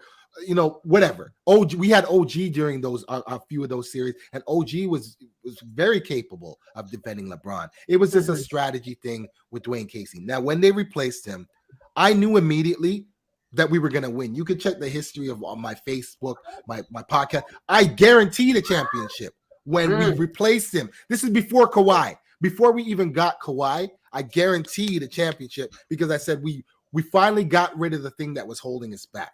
Now, the Raptors, to their credit, they, instead of going out and finding another coach, they just promoted somebody who already saw what was going on. So it would almost be like them promoting me into the head coaching position. All of the things I saw, the mistakes that Casey was making, Nick Nurse saw all these things, corrected them. Now, Kawhi helped, obviously. Marc Gasol helped, obviously. But you do have a point. The fact that Nick Nurse saw this. He was there. He was there seeing what we all saw for years. He knew he knew exactly this is what I don't do, which gave him a little easier of a blueprint. There you go. So, I respected Casey. He won the coach of the year, but I knew they were going to fire him. They did, and they replaced him. And we've never looked back. Now, having said that, how's Casey doing in Detroit? Terrible. And he's at his 4th year there now. This is his 4th year there now. So I mean, it's almost as if it was prophetic also- on my part. And also, he don't have the talent either. He don't have the talent yeah, I was either to about be to that say, good. man, I feel bad for him. Like, Yeah, but he's getting lottery picks every year. Blake Griffin, who retired from Duncan, and then all of a sudden came out of retirement when he joined You're Brooklyn. still the last 3 years got lottery picks. Lottery and picks the last 3 years. John, you know the championship that the Raptors won, that legitimized Nick Nurse's coaching Yeah. job. Yeah, because Well, a lot of people were confused. Agree. I bring him in. That's part of it. That's part of his validation. I think his validation came the year after, as I said, which was our best year ever. The year after we won the championship, and he actually won the Coach of the Year. That's his validation to me. Yep. Right? I already knew. I believe it or not, I believe a cardboard cutout could have replaced Casey and won that championship. That's how confident I was that Casey was the problem here, and I was legitimized. So nobody can really tell me anything about Casey. He's in Detroit. He's struggling. He hasn't done shit there in 3 or 4 years. He's got another lottery pick. They're still at the bottom of the league, right? So, having answered your question, Coach, how do I feel about Casey? I feel damn good about that firing. I feel fantastic about it. I just have one thing. Like Nick Nurse is the top 5 coach. Not gonna lie. I mean, you can make that argument. I do. I'll be honest with you. When they first got him, I was like, eh. But like you said, Sean, the year after, that is kind of when he said, "Hey, look, man, I understand. I won the ring, but that wasn't an anomaly. Right. I know what I'm doing." Damien says, "Wait, hold up. If I go call Doc overrated because he only won 1 championship, it's maybe really overrated too. If we're gonna go there, look, I think Doc Rivers is overrated. I like him. I think he's overrated because me too. Okay, because you lost 3-1 series leads and not being able to adjust. You lost the early year. You was up 3-1 against the Detroit Pistons. You failed to win that series.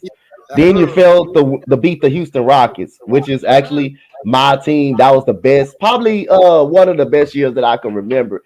You failed to beat my team down 3-1 in LA. Have a chance to win the ball game, and you smoke the goddamn ball game. I was about to turn the game out, but I said no, I'm not gonna turn the game out. Y'all know the baddest thing about that series. You lost the game. You give up game 5. You give away game 5 in Houston, but you go back to LA. You swim back to LA. You're about 25. Why all of this happened without James Harden in the game? How you let Josh Smith go off on you? How you let Corey Brewer go off on you? In LA. This was in LA. This was in LA. Brewer. Yep. This was in LA. Yeah. This was in LA. Now all of a sudden we tied a series at 3-3. Then we blow them out at home, of course. Don't forget about the OKC series as well. Don't forget about that series. I'm just saying. Since Damien want to say that, Damien, you brought that dog up out of me now. We can go back to series before that against OKC. Y'all remember when Chris Paul turned that ball over and they lost that lead? They lost that 7-point lead with under a minute 38 seconds left. They lost that game. What happened? They ended up losing the series against Portland. You lost that series. Yeah. Then against the Clippers, you lost that series down 3-1. So again, you was up by 25 points in every game. You lost 2 20-point leads in the playoffs against the Atlanta Hawks. And then the championship you didn't win, they didn't even credit you for that championship. They credit Tom Thibodeau. So how is he not an overrated head coach? Super overrated. He's super overrated. Come on now. His teams have always been stacked. He always had good talent. Gentlemen, and 3 studs. How you lose with 3 superstars too? And even though his teams were stacked, he still found a way to do it. Okay, yes. Tranquilo. Let's just take a deep breath. In some of those blowouts, it wasn't just him. Right, but he always seems to be involved in these things. Yeah. Okay, it wasn't just him, but he always seems to be the common denominator. There's a common denominator. Let me ask you a question. You're the coach of the team. You're supposed to hold it all together. Let me ask you a question. Let me ask you a question. Where y'all have him ranked all time? Doc Rivers? Yes. He can't be. Okay, look, that could take all day with that because you got to mention coaches that we probably forgot about, right? Just roughly. Just be like, like top 20, top 50. Okay, I would put him top 25. I put him top 25 simply because of his resume says he has all these wins. But you got to look deeper into it. His teams have always been stacked. He's always had a minimum of 2-3 all-stars on his team every time he coaches. I mean, if you got that kind of a resume, every team you look at, you've got a minimum of 2 all-stars, and you have no ring. You have I don't know. Has he been in well, he has the 1 ring in Boston, obviously, be the big 3, probably the best big 3 of all time, right? But since then, he hasn't sniffed the finals. He hasn't sniffed anything close. Yes, he has. With who? See, we went to the finals twice. Okay, I'm not talking Boston. No, forget about the big 3. You're talking I'm not talking outside of Boston. Yeah, because that big 3 was the original big 3. They were probably the best big 3 of all time, right? If you and unless you cut the LeBron. Okay, I'm not going there. I'm not going to go there. I'm not going to go there. Why we beat up Doc Rivers is bad? What did he Because he's overrated. He's had all these players. You got to show more for it.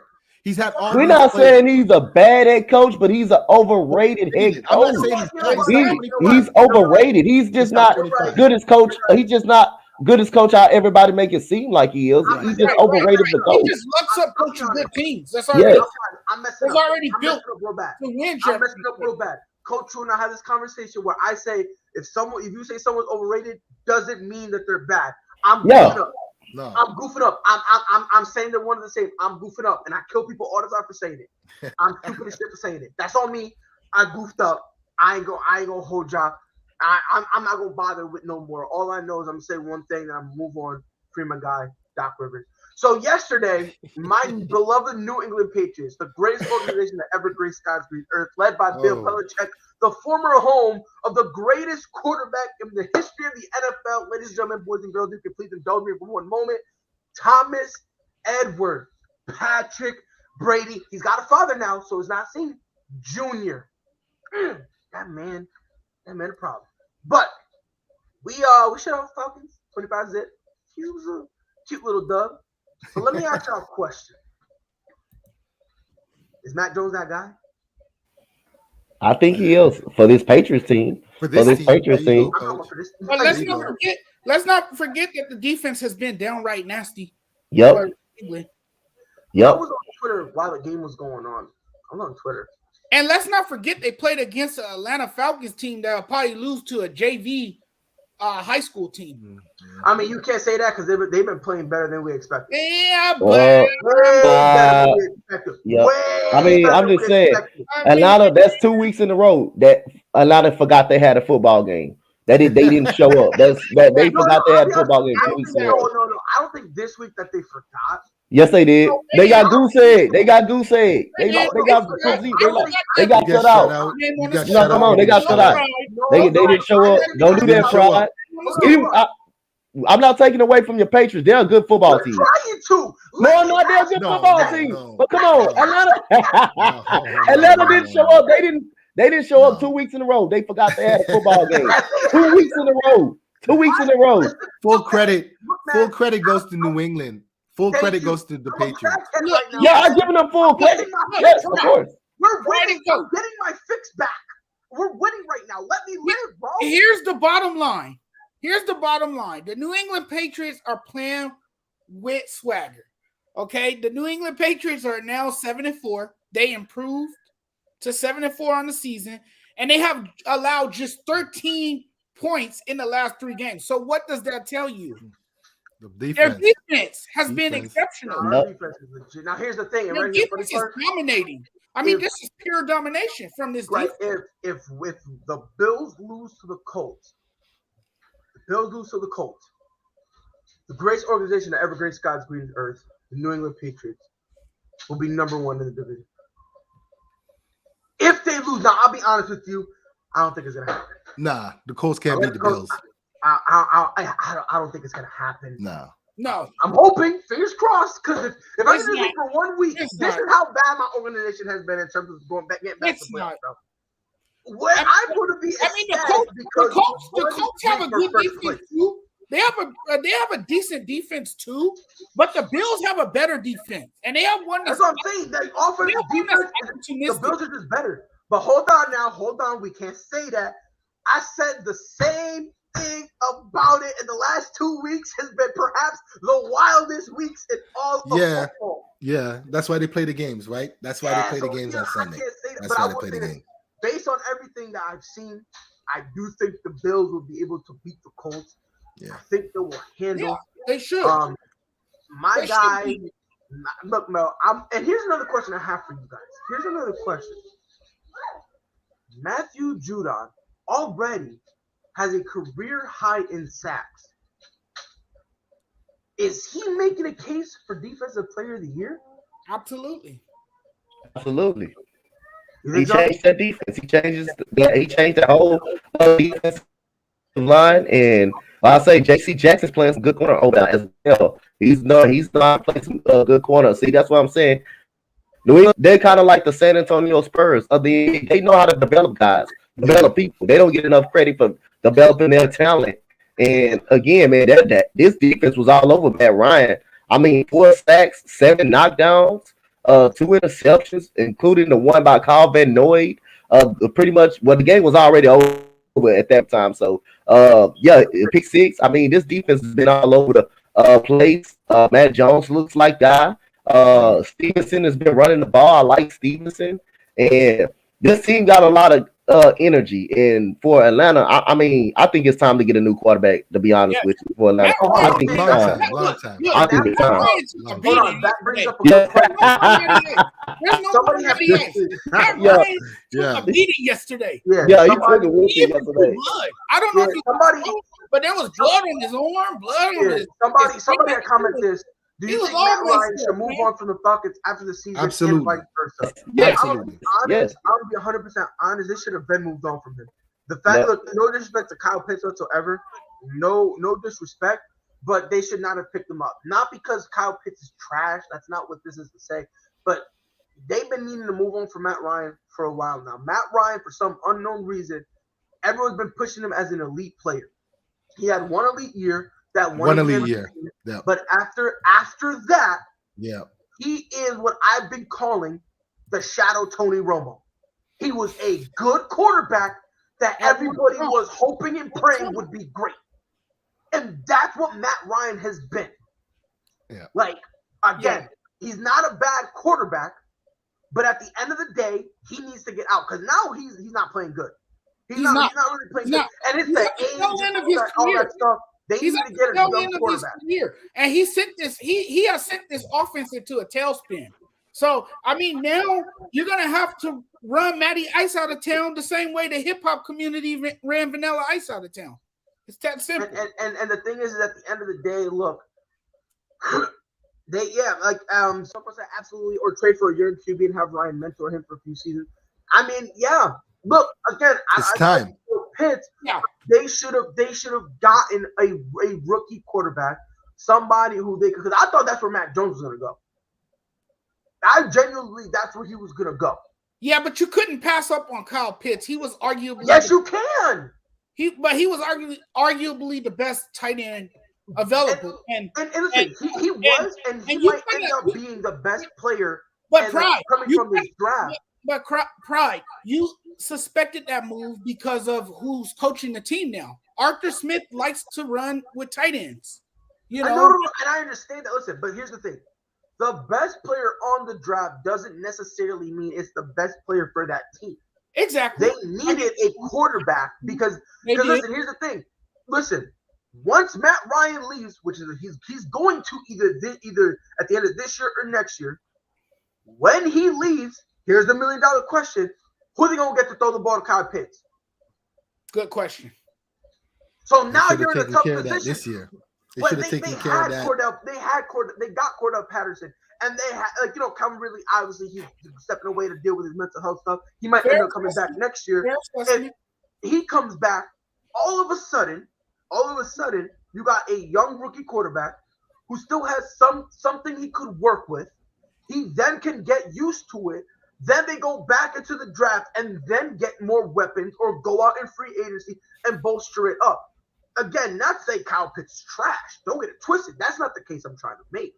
But the Atlanta Falcons 110% messed up because in 2 years, when Matt Ryan is out of there, they're gonna be in this weird place where they have, they're gonna have Calvin Ridley back, and they'll probably have Cordell Patterson, and they're gonna have Kyle Pitts, and they're gonna have absolutely nobody to throw the ball, and now they're just gonna be like, we probably should have gotten a quarterback. Like, and again, Lennon said they should have gotten more for Julio, should have traded him in a few draft picks for QB. I'm telling you, they should have gotten a quarterback. No disrespect whatsoever, but Matthew Stafford, again, I've said this before, people get mad because they're like, Matthew Stafford is great, he's elite. No, he's not. He can't even spell elite, okay? Like, this guy, the only thing elite about, like, I wouldn't say he's an elite quarterback, but I would say that he's a good quarterback. If that makes sense. No, you have some quarterbacks that's in this category. They're in the elite section. Yeah. You have others that's in the second tier section. Then you have some that's in the good section, and then you have some that's in the terrible section. Yeah, he's good. He is good. I'm not saying that at all. And then you have your game managers. Good that everybody hoped and prayed would be great. He had one great year, and because of that one great year, all of a sudden everyone wants to pretend like that is him.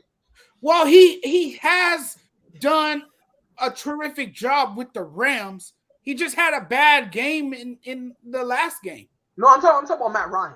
Oh, I'm sorry. I thought you. No, not Matthew Stafford. No, you said Matthew Stafford. So I messed up. I messed up. I said Matthew Stafford. I was like, I didn't mean that. Yeah, but not. It happens. It happens to the best of us. Yeah, bro. I stumped because I've been thinking about Matthew Stafford because I can't remember who I heard say it. You live in LA. You always think about Matthew Stafford. Oh yeah, but I heard somebody say that at this point he's not MVP. And I've been thinking about that. I've been letting that percolate in my mind a little bit. It was one terrible game. We'll see how he'll bounce back. We'll see. But I will say this. Go to Green Bay. Right. I will say this. The Patriots. We picked off 3 of their quarterbacks. You know what I mean? I laughed. First time since 2000 that happened. I think it was the Chargers. It was Ryan Leaf, John Harbaugh, and I forgot who the third person was. But that's the last time 3 quarterbacks from the same team threw a pick. Right, I was loving it. I was like, "Yo, hit him!" Every time he got hit, and Matt Ryan was getting up mad, like, "What is going on, guys?" I chuckled, I laughed, I was like, "Damn!" Everything is going bad. You know everything's going bad when Josh Rosen entered the game weeks in a row. You know that's how bad Atlanta has been these last couple of weeks. You know everything went bad if Josh Rosen gets in the game. Yeah, 100%. Question: do you think that Mongo situation in the offseason had some kind of impact in the Falcons season? No. See, my friends, Falcons is dog shit, so it doesn't matter what the fuck happened. They were gonna. I think he meant Mingo. Mingo Barcavius, I believe, is who he's referring to. Look, I'm be honest. This team wasn't really gonna do. Excuse my friends, they weren't gonna do shit anyway. It wasn't. I don't think it did. I don't think it matters. They didn't really improve that much. Right. In the offseason. So coming in, they were gonna be. So he meant Mingo. Yeah. But I don't think so because at the end of the day, even with Mingo, the floor and ceiling, might add, was pretty low. Them being 4 and 6 right now, they're kind of hitting their ceiling. And I will say this though, Kyle Pitts is a dynamic tight end. I do. Oh no, he is. I do like his presence on that team. But like you said, you make sense now, Pride. They really did need a quarterback. But again, you got to realize who the coach of the team is now. It's Arthur Smith, and like I said, this guy likes to use tight ends in his system. Yep. I think in a draft like. Again, some teams you're going to go with the best player available. Some teams, a lot of teams don't go for fit. They just go for the best player available. But like you said, they're very tight end heavy, so they went with him. They went with Kyle Pitts instead of a quarterback. So next year, that's what this coming draft or however they do it. I believe Atlanta's going to go in for a quarterback this year. This is the year that they may go for a quarterback in free agency or the draft. Ready to hear the sad part? In terms of quarterback, this draft is shit. Yeah. That's all what it is, right? Like, Hey, think about it. Yeah, at this point, Spencer Rattler, if I'm not mistaken, he's benched. And Bozo is still going to be projected to be a first-round pick. Let that sink in. A dude who's been playing to the point he got benched is still projected to be a first-round pick. You know what that tells you? That tells you the quarterbacks here are dog shit. Dog! Matter of fact, let me suit up. I promise you I'm a top 5 pick. I can't read a defense. My back is still messed up from my car accident, so I can't throw nothing, bro. You feel me? If you think I run a 440, bro, I run closer to a 540. So, like, bro, I got no action. Call me a short Jamarcus Russell, and I'm still a top 5 pick if you compare it to this draft in terms of QB. So if Atlanta reaches here, they're gonna have to trade for one. Or do something in the free agency. So who do you go for? Who do you trade? Who's on the market that's available? You gotta look into Rodgers, man. You gotta look what you can do to get Aaron Rodgers. It's gonna be I'm gonna throw you out a couple names out there. What about Russell Wilson, or is that Russell Wilson? I don't think Russell would want to go. That's a steep price. That comes with a steep price, though. Hold on now. Why wouldn't Russell want to go to Atlanta when Ciara's that from line there? is That's not her any hometown. better. Her hometown. That's Ciara. Better. Ciara's hometown. Russell Wilson. Yeah. I know.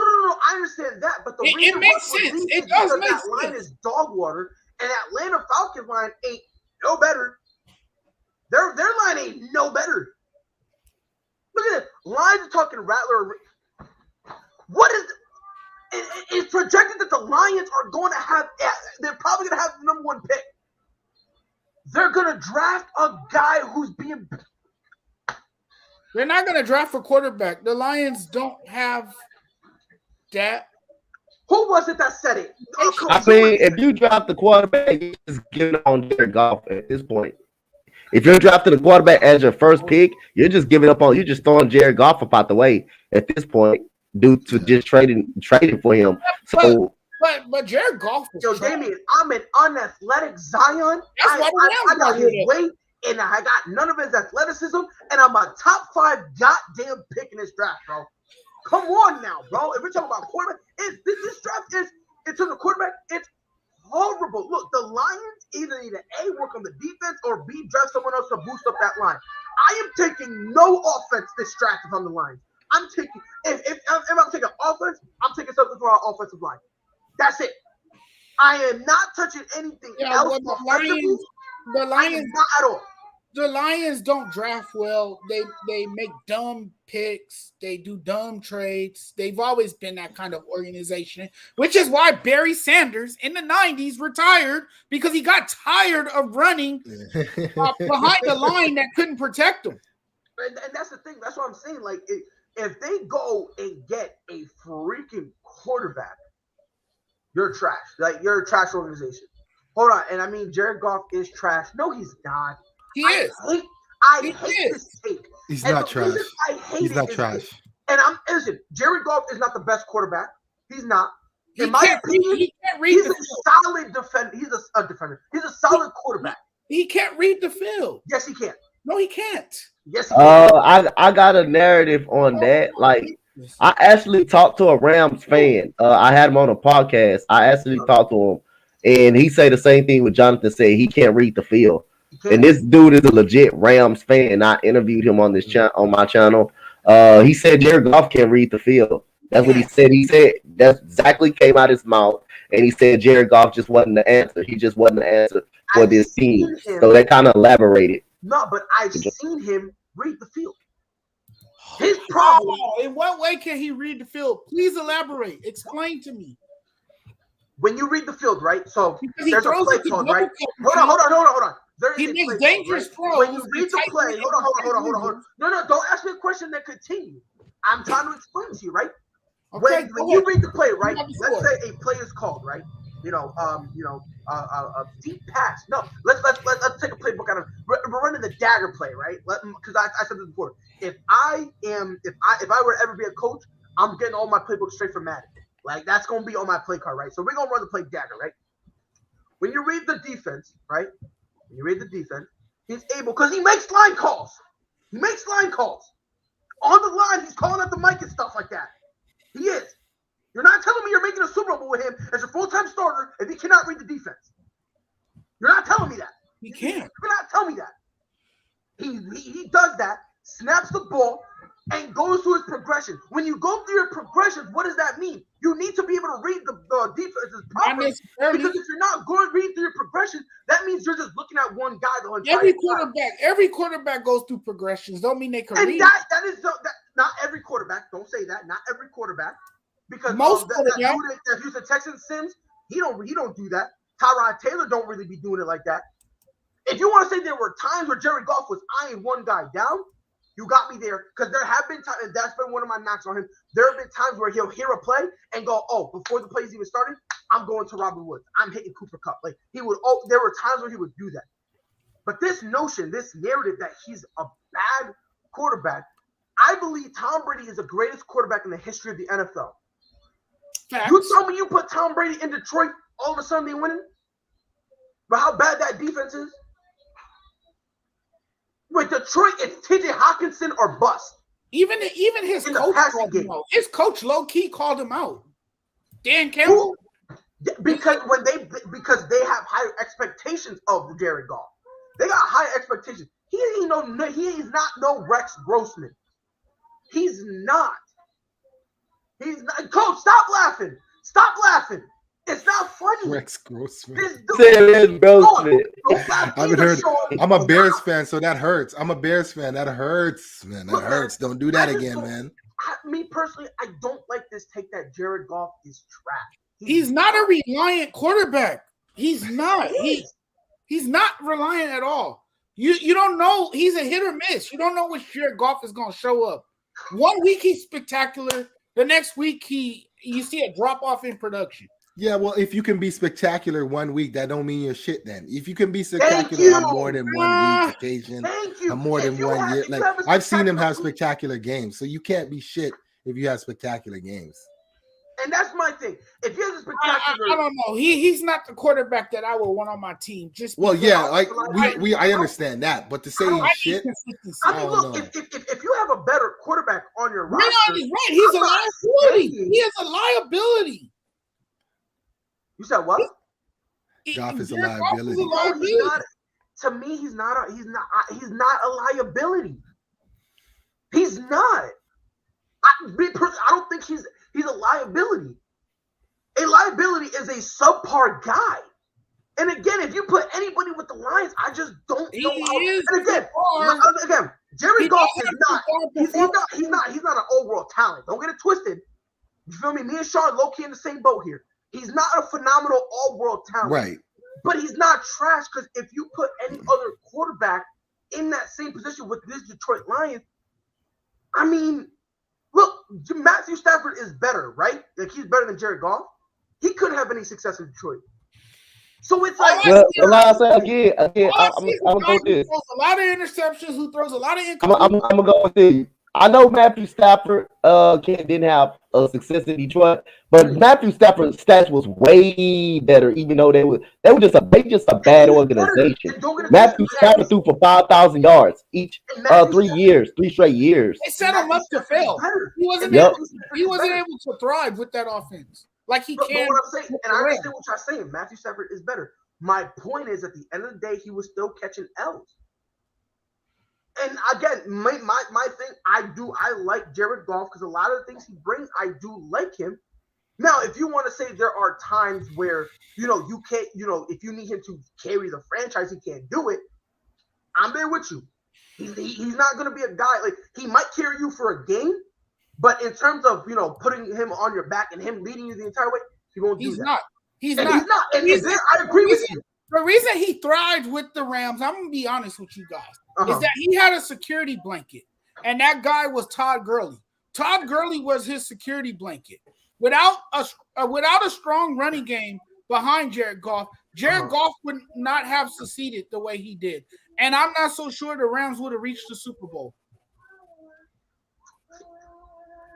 Because Todd Gurley, that was his last great season too. That was Todd Gurley last great year. They were able to run the football. Good. But Todd again, Gurley made him look good. The Rams that's unfair because Tom Brady. Hold on, but that's kind of unfair because Tom Brady went and got Leonard Fournette to have a run game. But they was still pass heavy though. They wasn't always involved in the run. They was throwing the pass though. So were the Rams though.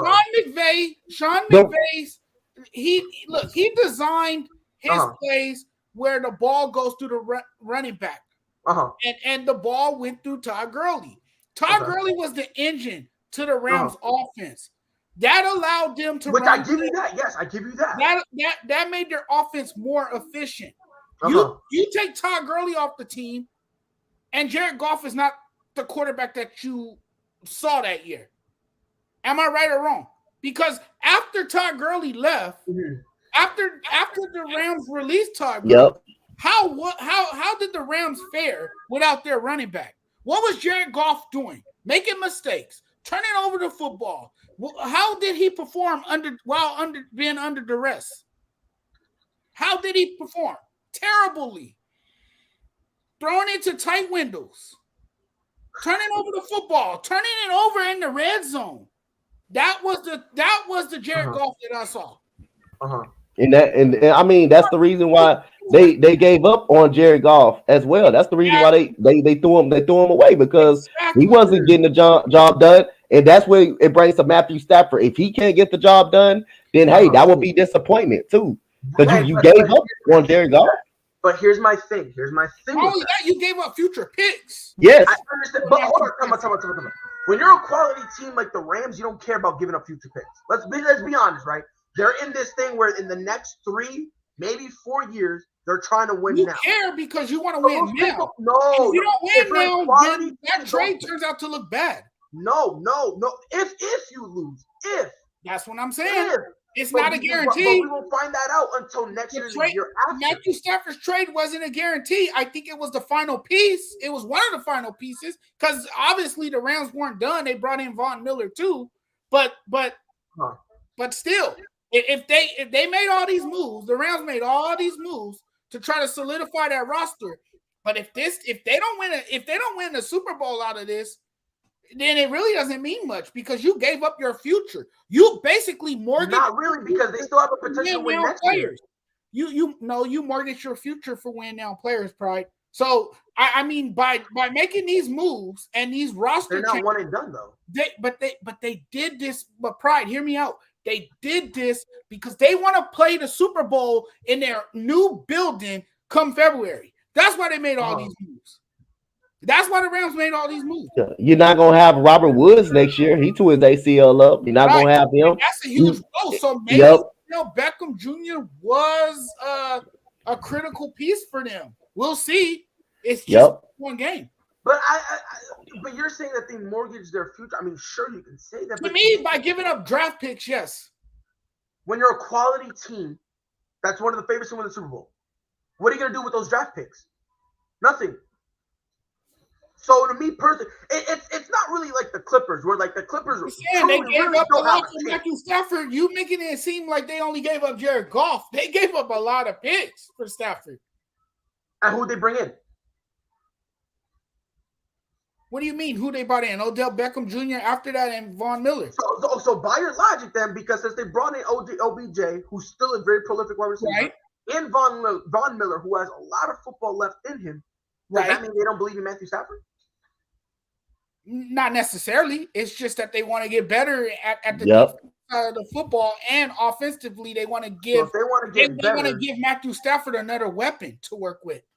That's because one of their weapons, Robert Woods, went down. He went down. So you replace him with Odell Beckham. Von Miller came at a cheap price too. And Von Miller came at a cheap price. Just supposing if it don't work out, they can move on from them easily. If it does not work out, they can't. I think doesn't Von have one more year after this? I think he got one more year after this. Okay. I think. Let me look that up real quick. I believe he's a free agent. Because Robert Woods is a huge loss to them. That's a huge loss to them guys. That's a big blow to them guys. It is, but bringing in OBJ, I think that kind of mellows it out just a little bit. If you get the OBJ that's not gonna behave like a diva. Yeah. And I think you get that because I think you get that. Let's ignore year one in Cleveland when he wasn't getting touched. They were getting when he kept his mouth shut. Go ahead, let's go. Yeah, no, that's a good point. But again, he was happy then. I think this opportunity, he's going to be happy again. So I think you see more of a first year Cleveland Odell than you see the diva Odell right now. And if that's the Odell that we get, then guess what? That takes the attention off of Cooper Kupp. Now Cooper Kupp will be open for more passes, and he won't be double teamed the way. No, I think Cooper Kupp still gets double teamed. You still think he'll get double teamed? I think they'll pay more attention to Odell Beckham, knowing that. No, and I'm gonna tell you. It depends on what OBJ you get. What OBJ you get depends on if they double team that. A lot of defenses don't know which OBJ that they're gonna get, but you know what you get with Cooper Kupp this year. If they get one that's dialed in, watch out. If they get one that's dialed in, watch out. Yeah, so I'm doubling Cooper Kupp, and I'm gonna take my chances now with OBJ, especially if he's newer to the team. That makes sense. That makes sense. I would if I gotta pick my poison. Because Cooper Kupp has been their hottest receiver. So he has been their hottest receiver. Yes. He's having a record-setting year too. Yeah, he's on pace to shatter the record. But by Calvin Johnson. Oh, he's putting up monster numbers. Yeah, so that's kind of the thing. That's what I'm saying. If I'm defenses, I double team Coop, and I take my chances with OBJ. And Matthew Stafford has developed chemistry with him. He knows him really well. He's comfortable going in his direction. Oh, yeah, that makes sense too. And not only that, if you really think about it, even double team, he's been double team a few times, and Stafford still targets him. Yeah, he still be looking at Coop, so it's not like that's his guy. You know, he's already developed that chemistry, and he knows him. He knows him well enough to throw in his direction. Hold on, Odell don't give a damn about football. That fool is chasing money right now. I disagree. Disagree with that. Disagree with that, Damien. I totally disagree with that statement. I think sometimes he doesn't have his head on straight, but that doesn't mean he doesn't care about football. I think he wants to be part of a team where he can win a Super Bowl. Remember, he's still chasing a Super Bowl title, you know. So he still has something to prove, you know. And I think the Rams, he's in a good position to do that. So you're saying that he only cares about money, 1.25 mil. That's what he's making this shit. So yeah, I don't think it's about the money. I think it's it's not about the money this year. It's not about the money. Not this year. I mean, maybe if he gets towards the end of his career, maybe. But he probably makes more in endorsements than that salary right now. Way more. And at the same time, by the way, David said that's why he's requesting another trade, bro. You fell for mean Twitter, bro. You fell for it. They caught you slipping, bro. They caught you slipping. What do you think about DK Metcalf? I can't stand him. Look, I love DK Metcalf. I love him. I love that guy. Have this very strenuous relationship. Him and I, we have this relationship where I want to love him, but the more I love him, the more I hate myself. Because God damn it, the shit this man does is just ridiculous. But holy shit, you just cannot not love this guy. You just can't. You know what I mean? People make fun of him with his hair. It seems like that he was dipped in fun. Yeah, but he's different. That's what makes him different. Yeah, he's different. You know? He separates himself from the rest of the crowd, and I like him. I really like him. I think he's a wonderful receiver. He definitely has an unfair advantage over the next guy because of his size and his speed. He's like a Derrick Henry at the wide receiver position. Yeah, and his speed. Yes, the guy has ridiculous speed. I mean, he is a fun player to watch. He's definitely has come into his own. He has definitely made himself a reliable receiver in Seattle.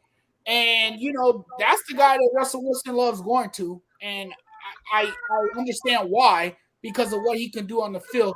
It's just sometimes he doesn't keep his emotions in check. And, people he wouldn't be the first player. He wouldn't be the first player. That's the thing, do that. But people, judge you different ways, and they try to use. There you go. They try to use against Terrell Owens is the guy I would compare him to most. Yeah, and not really in terms, because they do play a little different. It's just for me, the reason I like this is just like the comment said, they're both great receivers, but. And he might be a crybaby, but he be making some highlight reels though. Yeah, and that's the thing. So it's kind of like the thing with them is like it's this thing, tolerance. Since And when it matches production, you're able to get away with You get away with it. There you go. You know what I mean? Like the late NFL years TO, Terrell Owens, he was a nuisance more than he was interesting. Yeah, But but when he had that production, when his production was up here, he could do or say no wrong. He could literally do whatever he want. He could stand on the Dallas Cowboys star. He could do whatever he wanted when he was had that production. Debo Samuel is more reliable than DK Metcalf. Ooh. I mean, I don't know. Debo's bad man too. Yeah.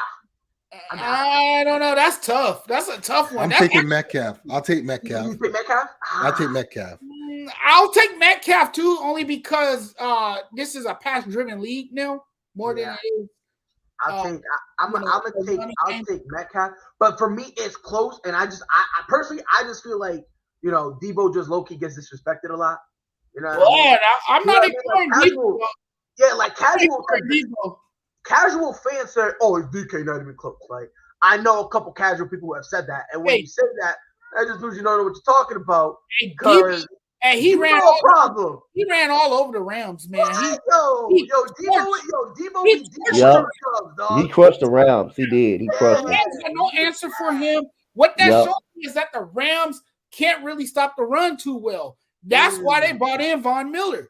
That is why they brought in Von Miller to try to help slow down the running game, and they still can't, stop the rush attack from happening. Debo bad though. Debo's nice though. He's nice. And it also shows another weakness exploiting the Rams too. If you go away from Jalen Ramsey's side, you can pick that defense actually apart too. If you get away from his side. Think about it. That's what they've been doing the Rams all year. Yep. Because if you look at Ramsey's stats, they kind of dipped, and people are saying he's having a down year, and it's like, oh, it's not that he's having a down year. Don't take Debo's bike though. Don't take Debo's bike, man. He'll come chasing after you. 100%. But before we wrap up, NFL Week 11. Obviously, we talked about the Thursday night game, but I want to run down the other games, and I want you guys to give me what game you guys are most keen on watching. So on the Sunday slate, it's going to be Ravens and Bears. These are the 1:00 games.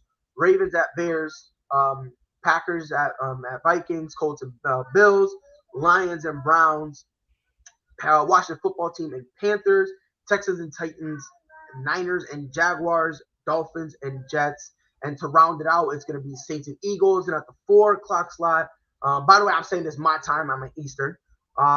But at 4:00, it's going to be the Bengals and Raiders, Cowboys and Chiefs, Cardinals and Seahawks, Steelers and Chargers. And then the Monday night game, Giants versus Buccaneers. What's your team to watch? Or what's your game to watch? Obviously, we gonna say Kansas City and Dallas, but I'm gonna go another route. I'm gonna go another route, though. I'm gonna go another route, a surprising route. I'm gonna go. I want to see Washington and Carolina. Cam Newton is playing against his old coach. Washington and Carolina. That would be interesting to see. I think this team, I think a different vibe has been brought into this locker room, into this team. Now that Cam is more motivated and ready to play. He even he had 2 touchdowns last week, and I like that Cam. I'm back and stuff. I think that motivates this offense. And this defense from Carolina is really, really good, man. Even though they haven't performed, because, like I said, when you got Sam Darnold that's turning the ball over and putting his defense in a bind, that doesn't help your defense out at all. So, obvious answer is Dallas and Kansas City. But I'm gonna take Carolina. I'm gonna take Carolina against the Washington Football Team. Cam Newton returning to Carolina, and he playing against his old coach there in Dallas against Kansas City. That's going to be a good game. Kansas City is last in every defensive category. It's going to be a high-powered game. I think it's going to be too good. Who's going to get the most stops in this game? That's what it's going to come down to. Who's going to control time of possession in this type of game? Who's going to run the football in this type of game? And Dallas looks like that's a team that can win time of possession. But, I mean, this is going to be a dogfight, man. This is going to be a dogfight. Yeah, Sean, what you going to watch? My game to watch is Buffalo and the Colts. The Bills and the Colts. I mean, the Bills can really take control of things if they win this game. And living close to the border here in Buffalo, like we already see a lot of the people them with the Bills gear, and so this is a huge game for their franchise. So that's my game to watch right now. Jonathan, what's your game? Man, I'm gonna go with the easy one. I'm gonna go with the Chiefs and the Cowboys. That's the game I want to watch. I believe that's the NFL game of the week. By the way, I know the Cowboys are without Randy Gregory and DeMarcus Lawrence, and the Chiefs' defense is finally working its way back. It's coming around at the right time. But the thing that remains suspect for the Chiefs is their defense, of course. I think this is going to be a high-scoring affair only because the Chiefs' offense is starting to catch fire, and the Cowboys, they've been dominant all year. Their weapons have been productive all year around. So I think this is going to be a high-scoring game. I definitely think it's going to present some challenges for the Chiefs at home. Remember, the Chiefs are playing at home in front of their home crowd, but it's still going to present some challenges only because this Cowboys team has been putting up a lot of points. They have a high-octane offense that's been able to get it done. So I think this is going to be a high-scoring affair, and I think it's going to be a fun game to watch. Yeah, obviously, Sean, you stole my Colts and Bills. I hate you. But if we're gonna be like that game is that both teams need to prove something. Like the Colts need to prove that hey yo, we still here, pay attention to us. And the Bills, if they lose their control over the division. Then the Patriots could move up. So there's some pressure for them. Coach, I like the one you brought up, Washington football team versus the Panthers. Don't be surprised if Cam Newton gets a start because it's gonna be Cam Newton, Ron Rivera, that whole. Yep. I agree with you. I made that hot take last year. I mean, yesterday, the other day when we talked on your show and the morning show. Sam Darnold, I think he's a backup now. I think he's going to be a backup at this point. Depends on how Cam Newton and PJ Walker play this year. I think it's time to shift Sam Darnold to the side. I don't think he's a very good quarterback. I gave him a pass. I think he's done in the NFL. Yeah, I think he's done in the NFL, to be honest. I think he may be a capable backup, but again, I gave him a pass with the New York Jets. We all know the New York Jets stink as a franchise. We already know that. So I gave him a little pass. He started off the year correctly, the right way. After you lost Christian McCaffrey, still should be no excuse. You still was able to run the football really successfully in Carolina. Chula Hubbard still was able to run the football, catch passes out of the backfield. But they brought you in just to be that secondary player, to be the guy. In case anything goes on, Christian McCaffrey, in case that happens, you was brought in to be a guy at that quarterback position to grow and lead this team. All of a sudden, you get benched against the Giants. You only scored 5 points against the Giants. And now, on top of that, 7 touchdowns to 11 interceptions. Just bad. I just think Sam Darnold's a bad quarterback, man. You can't depend on no 11 interceptions, Damien. You can't defend that. And people say another quarterback who had a running back behind him that made him look good. Another who has a running back. But here's the thing, with Sam Darnold, people say it's the O-line. And look, I'm a Sam Darnold. It's not just the O-line. It's more than that. It's not just that. The problem I'm seeing with Sam Darnold, it's just he's got a little bit of the problem that Carson Wentz used to have. Every pass needs to be a touchdown. Every throw needs to be over 50 yards. I need the entire game to be the perfect highlight reel. Problem is, look, Sam, if Tom Brady can't do it, Aaron Rodgers, Patrick Mahomes, even at the way he's playing out Kyler Murray, if these guys can't do it, you can't do it, man. Let's just call it what it is, man. Like Drew Brees missed one pass, and he was salty about it, bro. And you're not even on his level, and it's like I think he went 34 for 35 or something like that. And they were like, "Oh yeah, you had a hell of a game." Drew Brees goes, "Yeah, man, the one pass I'm thinking about is the incomplete one." I'm like, "Yo, be grateful." I'm like, "Be grateful, man. Like you're doing something other guys would kill for, But that's the problem I have with Sam Darnold. He picked up a lot of bad habits. He's removing some of them. But there are times he goes back to it, and it's like you can't be making you can't be. I mean, you touched on it, Pride. Like I say, it's no excuses. You have better receivers than you have with the New York Jets. You have DJ Moore out there. You have Robbie Anderson out there. You still have better receivers, and you mean to tell me you're gonna blame this on the offensive line because of quarterback decision making? 11 interceptions to 7 touchdowns. Sam Darnold's just not a good quarterback, and he has opportunities. He had plenty of opportunities with the Jets and with Carolina, who was by far his best team so far, and you still can't get the job done. I mean, look, I'm gonna give him one more chance, and I'm talking about for next year. The only reason I say that is because a lot of time, like the old adage say, bro, a lot of people in year 2 get better. Like maybe that's what it is. I'm starting to fall a little bit off of him because that whole thing that you always need to go for the home run ball. He's got to stop doing that because it's putting him in a very bad situation. The team I low key want to see, Cardinals versus Seahawks. And I'm interested in it for a couple reasons. First of all, Russ, you're on my fantasy team. If you do me filthy again, I'm punching you in your face. He got blanked, and that was embarrassing for him. Is him not only just him, Tyler Lockett, Metcalf, are they gonna bounce back from it? And the Cardinals, from what I understand, I believe D-Hop is, from what I understand, he's a game time decision, but Kyler Murray's gonna start. So it's not, you know what I mean. So you're gonna have Kyler Murray back out there. I'm very curious to see because if D-Hop is out, can we see Kyler Murray carry the load? Because a lot of people are questioning, is he really the MVP? And if he comes and carries the load and handles his business, I feel like this could help immensely for his MVP case to the point where, you know what I mean? Like, I ain't gonna say he's gonna be unanimous, but a lot of people are gonna have to start, saying, okay, fine, he at least has a shot. You know what I mean? And then with Seattle, I mean, look, is this the beginning of the end for us? Like, is it?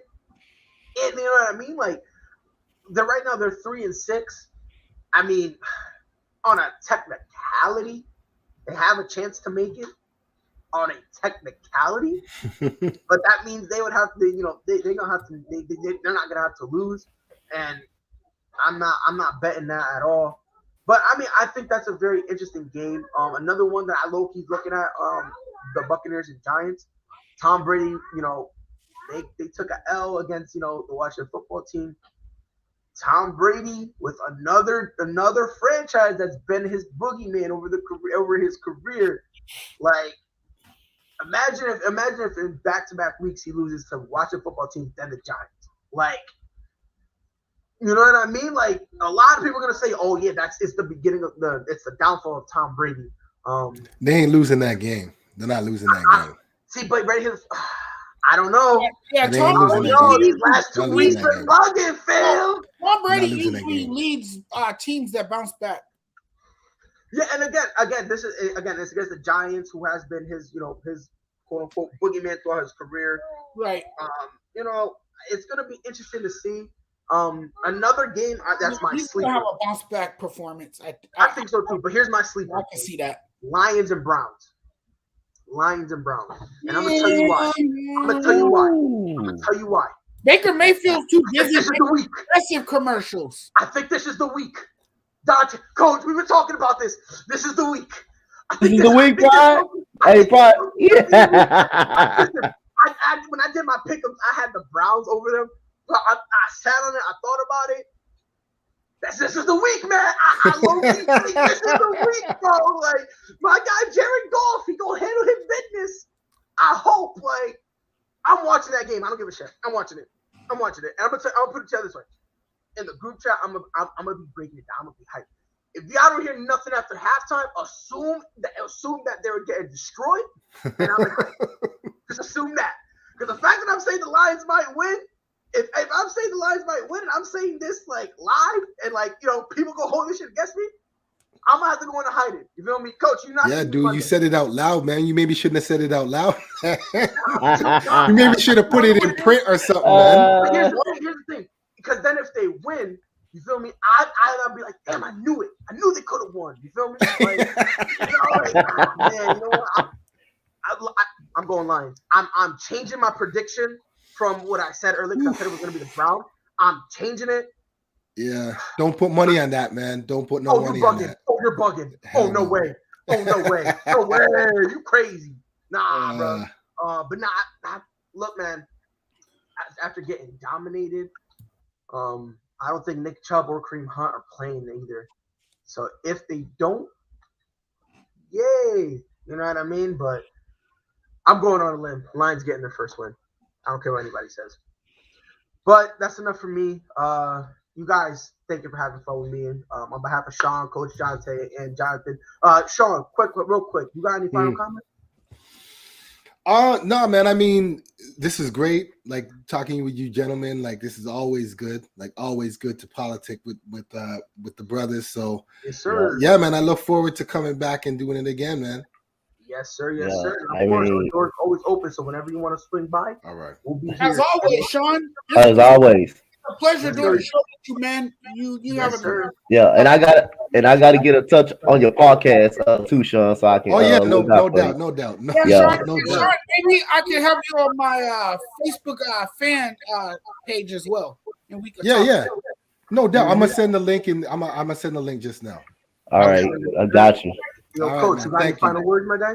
Hey man, it's all another weekend with the ASAP in the morning, man. Glad to have be a part of you guys as a partnership from the Spotlight Sports Network.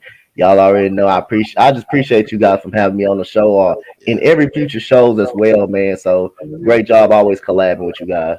Yes, sir. Hey, yo, Jonathan, floor is yours, my guy. What you got to say? Man, it's always a pleasure doing these shows, man. I love it. I feel like this network is growing. Yes, sir. You know, we're doing big things over here. So let's keep it up. Let's stay consistent because consistency is everything.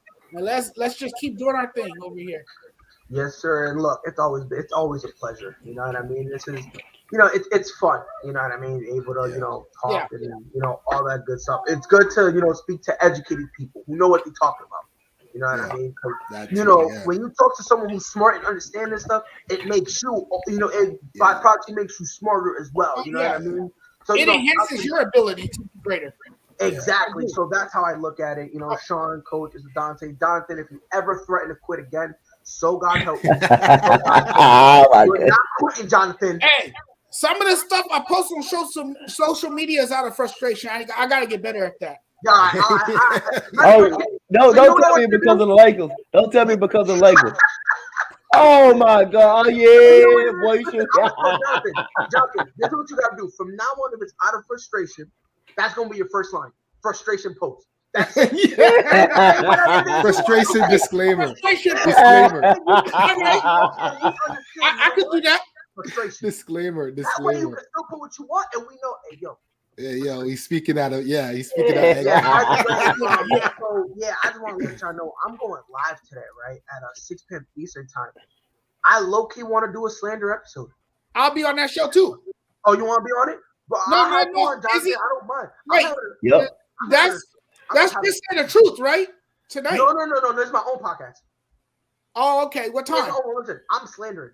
I'm okay on a slander episode. I might have to listen to it. I might not be around for that show. And that's fine. I'm saying right now, I low-key feel like having a slander episode. I don't know. I woke up today, I felt dangerous. And I just might start slandering everybody. Even LeBron did. I don't know. We'll see how I feel. But it's your boy Pride.